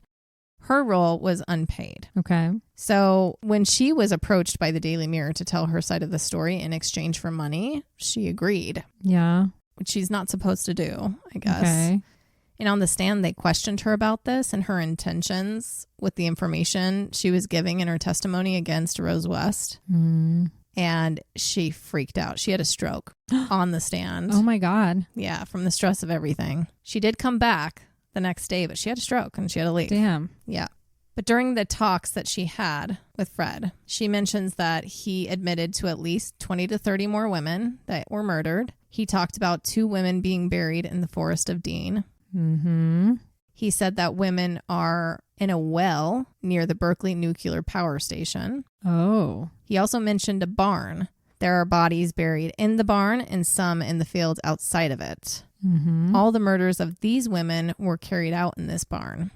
Some who have questioned how they get away with dismembering and cleaning up the blood have suggested that Fred had a second site where he did this dismembering because it would result in a lot of blood that would need to get soaked up. It would have been everywhere. So barn makes a lot of sense. Barn makes so much sense. Some abandoned barn. Mm-hmm. It's possible for some of the girls at Cromwell, he transported them to this barn too and then just brought them back to bury. Yeah. But where is this farm? Janet was left with the feeling that it is between some woodland and 2 cooling towers in Berkeley. Okay. And it would make sense that they have something like a little farm to carry this out at. There was a 7 to 8 year break in their murders before Heather Ann. Yeah. And another break after her until they were caught. You just they don't weren't stop. Stopping. No, they don't stop. Overall, that would be like nearly 14 years of them not doing this. No, they were doing it. They were pretty consistent up to 1979. Yes. And I think after Allison Chambers, they just felt that there were too many bodies at the house. Yep. And so they found somewhere else. And what is a better place than a barn in the middle of nowhere? That's the perfect murder house. It also makes sense given what Rose told Allison. Remember, Allison was the one that couldn't wait to go live on a farm with them. And she said they had a farm. Yeah, maybe she was telling a half truth. She's like, you are going to live on that farm forever. Well, she didn't. They ended up burying her there. Yeah, but that could be a sick, twisted way for them too. Haha. Now you don't get to go to the farm because you're dead now. Mm-hmm. I don't know. But I really do think the farm idea makes sense. It could be just some... It's a dilapidated. Crappy, it doesn't have to be something nice. There's that shit all over the place. Just some kind of shed somewhere that they're doing shit in. And nobody's going there. It's not on any land that anybody cares about. It's very easy to do that kind of stuff if you want. And for all we know, the shed is now gone. Mm-hmm. Someone took it down. And you'll never find it. We'll never know what's buried under there. I have a feeling we'll never find. Yeah. Unfortunately. It would be very, very difficult. Mm-hmm. The only option is Rose, which is not going to happen. She's not going to happen. Another person who came forward was a lawyer. In the beginning, when Fred was arrested, he hired the same lawyer that they had hired when they were charged with Caroline Rain's abduction, rape, and torture. Okay. His name was Howard Ogden. Ogden had never handled a murder case before, and it quickly became too much for him, so he backed out. But before he did, he also had the distinct impression from interviews with Fred as well that they had many more victims and that what they found at Cromwell was just the tip of an iceberg. Yeah. So now I do need to talk a little bit about John West. So yeah, you've brought him up a few times. Yeah. Fred's brother. Too. When Fred and Rose were arrested, John was as well. He was charged with raping 2 girls at the house. One of those included Anna Marie. So now her uncle too. Poor girl. But his involvement, I believe, was much more than that. Lodgers did say that he was around all the time. He was a big guy compared to Fred. He was strong. He was intimidating. Yeah. He didn't care about the girls. Just the one character witness of the girl who got stuck against a wall from him. Yeah. Janet Leach said that Fred had some things to say about his brother before he died, including that John and Rose slaughtered people regularly. Wow. And it was Rose's thing. Now, Fred's a liar, but there might be an entire other part of this that we just don't see. Fred also offered up a weird, sick, twisted detail that makes you believe what he's saying is true, and that's that John liked the smell of burning fingernails. It's a very weird thing, but I immediately thought of Heather because her fingernails were removed from her fingers, put in the grave, but we don't have the fingers. Yeah. And when she asked, where's the fingers? Fred said that, quote, we do something with the fingers, which... Okay. What? You know... I just want to know where the bones are. I feel like if we could find the collection, it would answer more stuff as well. The scary shit is we're going to find the collection and there's going to be like 100 bodies connected to all the bones. It's a massive collection. Because now we have potentially John in the mix killing people too. I know. That Fred may not even know about. That's true. If Rose and him are doing it together. In the middle of the day while Fred's off working. We have no idea. We have no idea. We can come up with so many And Rose is things. a complete sociopath that's never going to say anything until the day she dies. Psychotic. Mm-hmm. Later in interviews, Fred did specifically say that John was also involved in Anna McFall and Heather's murders. I don't know about those ones. Yeah. I don't know why he would need to be involved unless Fred needed help dismembering or something. That's all I can think of. At one point, he tried to blame Rena for Anna McFall, that Rena killed her. Yeah, I'm like, no, she didn't. But I think he just goes back and forth sometimes. the idea of Rena led him to kill Anna. The thing is, when you are a pathological liar, all of your lies can start getting mixed up in your head. And that's probably what happened to Fred, too. It's true. But yeah, Rose would have to come forward. She's not going to. And neither can John, because during his rape trial, he followed Fred's lead and committed suicide before it concluded. Well, good. He's gone. Get more evil out of the world. They were very close growing up. So it was hard for him when his brother died. Well, and I think he was scared to be linked to Rose. Everything. Yeah. So him doing that just kind of makes you believe that that was the case. Yeah, he was doing linked some in shit. a lot more ways. He was dark. He was always over there too. Come on. He knew what was going on at the very least, and he's probably like looking through the peepholes and shit too. And he was raping his niece and maybe more other than just Anna Marie. Right. All right. So we're just going to talk about where people are right now. Caroline Owens, she passed away several years ago, but she did testify, and she was part of what led to Rose being put away. Her day. She did have her day eventually. Anna Marie still lives in a home in Gloucester. Okay. May changed her name and moved away. She also had a really hard time accepting that her mother was a murderer despite all she did to the kids. That's hard. She tried to keep in touch with her mother, but did cut off contact completely at some point. The 5 younger kids, Tara, Louise, Barry, Rosemary Jr., and Luciana, never went back to their parents, obviously. After the arrest in 1992, their names were changed and they were placed in foster care. Good. They have a fighting chance. Yeah, but as you can imagine, it wasn't easy growing up. No. I don't know their new names or whereabouts except for Barry.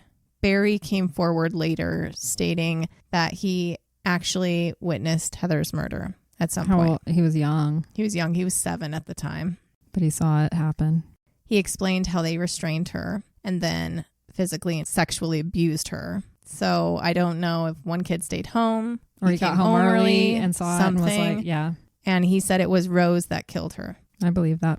He said that she stomped on Heather's head with her shoe until Heather was no longer breathing. Sadly, Barry had a rough time after everything. He struggled for a really long time and he committed suicide in October of 2020. I mean, he saw that at age 7. Yeah. That would really, really mess you up for life. He was 40 years old when he died. Steve, unfortunately, was jailed in 2002 for having a relationship with a 14-year-old girl and getting her pregnant. They went to a clinic together for an abortion, and it was discovered that way. Okay. But he said going to prison saved him because up to that point, he was a mess, and he didn't work through anything that he had been through. Being in jail gave him the time he needed to process everything, whereas before he just used work as a way to escape and push everything down. Okay. He cut off contact with his mother as well, which helped him. He now realizes that his mother was the mastermind, just pure evil, and his father evil as well, of course. But to him, his father was her minion. Yeah. Doing whatever she wanted him to. He said that Fred was terrified of her. He is now remarried and as happy as he can be, much better than he's ever been in life. Some of the kids wrote books. May and Stephen West partnered up in writing Inside 25 Cromwell Street. Anne Marie wrote Out of the Shadows. I watched a documentary it was a long interview with her recounting what she had been through. Yeah. So you feel very connected to Anne Marie. Okay.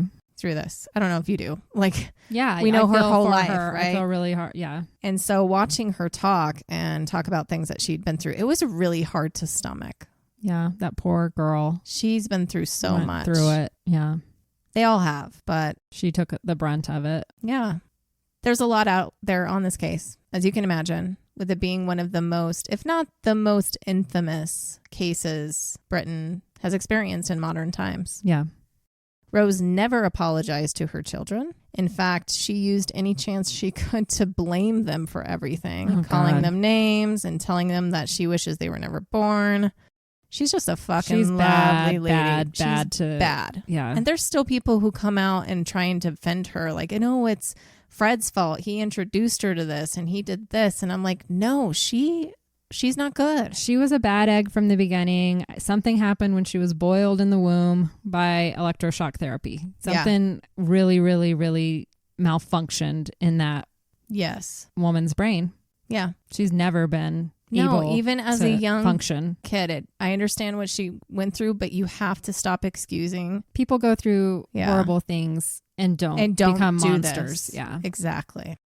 Health-wise, she is apparently not doing great lately, so who knows how much longer she has. But as of now, she is 70 years old and has been in prison for almost 30 years. Good. Where she belongs. And 25 Cromwell was demolished in 1996. Today, it is an alley that leads to the same car park behind where the home used to stand. There is also a remembrance garden there for the victims. Okay. Which is eerie, but better than it still being there. Mm-hmm. So that's it. The victims of this case are many. Yeah. The girls and the women abused and killed. Any and every person that they abused, relatives and friends who will never be able to forget what happened. Yeah. In their lifetime, they have caused enough damage to last generations and generations. Yeah. Lifelines deeply affected by their selfish, sadistic, evil, inhuman. Every bad word we can ever think of. Yeah. Decisions. May we never know another Fred and Rose West again, but sadly we will, and they're above us with a lot more money. Yeah. They get away with so much. Just every time I think of anything bad, I'm like, but it's done all the time, and we don't have any control over that. So true and so sad. I know. It's disgusting. Like, we've been blind to so much for so many years, but the important thing is, I think, we're more aware now than we ever been, and a lot of people are waking up. Yes. And that's what it takes to eventually bring people down, is just knowledge and passing that along. That's how these celebrities are getting taken down, because we're not falling for their fucking bullshit anymore. No.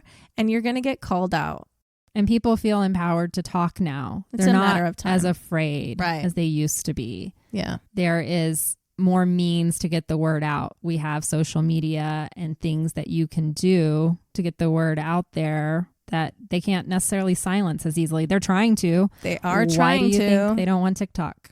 That's part of it. They have like commercials now on regular TV, which only old people watch nowadays. Yeah, and they're the only ones saying, that believe. You need to get rid of TikTok. This is what's happening to your children, to your grandchildren. Only old ass people believe TikTok is a scary place to be. Yeah. Only old people, like boomer generation. Every place is a scary place to be. Yes. It can be. TikTok, sure. People can message you. You can put bad things out there, but that's with everything. You can do that anywhere. You can do that going to the store. I can say that just from our experience, TikTok bans things much quicker than any of the other social media platforms. That is true. They do ban things. Like we also ban good things sometimes. Yeah. We were trying to talk about Hitler in one of the episodes, and it would not let us say the word Hitler. Yeah. Mm-hmm. And I'm like, this is messed up. I should be able to say the word Hitler. They do police it quite closely. Yes, they do. Compared to Instagram, I put up the same exact video that TikTok banned, and Instagram didn't give a fuck. So, yeah, I don't know. Anyways, I digress. This was a very fucked up story. It was. There's not a whole lot of conversations to have in between it, so I hope you guys were able to follow. Yeah, there's not a lot of comments I can make. There's no lightness I can bring to the episode. It's like there's no funny comments to be had other than making fun of Fred and Rose because they're pieces of shit. But wow. Like, I always try to psychoanalyze people and, you know, look back and say, oh, but they had hard childhoods and all of that. I struggle to do that for Rose, even though I know she, like I said, she was born as a bad seed. Yeah. I think she must be, I don't know if they've ever diagnosed her, but she has to be a complete sociopath with no emotional. She has to be. There's no way you do the things that you're doing. And for all we know, she is schizophrenic as well, on top of everything. Yeah, because her dad was. And she has no maternal instinct when it comes to her children. No. None whatsoever. A lot of people say, well, if she hadn't have met Fred, she wouldn't have gone so far as to murder people. And I don't think so. I think she would have gotten to that point. Honestly, in listening to this story, I think that she caused Fred to maybe get worse than he would ever have. True. Although he was a piece of shit too. He was assaulting girls from a young age. He was a piece of shit too. But I think Fred would have been caught sooner. Yeah, he was. She was not good at things back then. He sucked. She was the mastermind. Yeah. And I also think people just look at women and don't expect that they would have this level of depravity. Mm-hmm. We kind of have seen it so much over the years from men that we can go there. But when we look at women, we're like, no, she has 10 kids or whatever. She's pregnant again right now. She can't be doing this. Have some kind of feeling towards them, some kind of empathy. So it's a rare thing when you see a woman this fucked up. But it's almost scarier because women can be more methodical and just more... Obviously, if they don't have any... Yeah. If they're not in touch at all with their emotions, this is what can happen. Scary. Yeah. Very scary. Well, thank you for all of the work you put into this episode. I know it took a lot, and I think you did a great job. I'd never heard any of this before, and now I can leave. Feel like there's a darker tint to the way I view the world. But so very thank you dark. For that. You're welcome. I mean, this is one of the worst. This is pretty, horrific. I'm getting it out of the way so that I can cover serial killers that aren't as bad. I have one coming up, I think, in a few weeks that I've been researching. Yeah. And he's they're all fucking bad. They're so bad. And he lived in my hometown. Ooh. So I'll tease that. Yikes. So thank you all for staying with us for another 2-parter. Yep. Thank you. Thank you for sticking around and waiting a week for it to come out. Yes. I think you understand why now that you've listened to it. There's no way we could have ever done justice to this kind of story in one episode. Can't. No. There's just too much. Too much. Thank you for listening, and come back next week for lab reports. We have a couple of mini episodes and a couple of listener stories we're excited to bring to you guys. Yep. Please email your stories or suggestions to lucidlabpodcast@gmail.com. And if you would please go to your favorite podcast platform and rate us if you can. We would love to see comments on YouTube or Apple Podcasts, because that is where you can leave words for us, and that will help us with our exposure. We are also on all of the social media, so please go on there and follow us: Instagram, TikTok, Facebook, and YouTube. All at Lucid Lab Podcast, one word. Yep. And I'm ready to get out of this chair now. We've been sitting a while. Time for a walk. Yes, I do need a walk, and I want to eat the rest of my pizza. Me too. Okay. Okay, everyone. We love you. And in the meantime, stay lucid. We'll see you next week. Goodbye.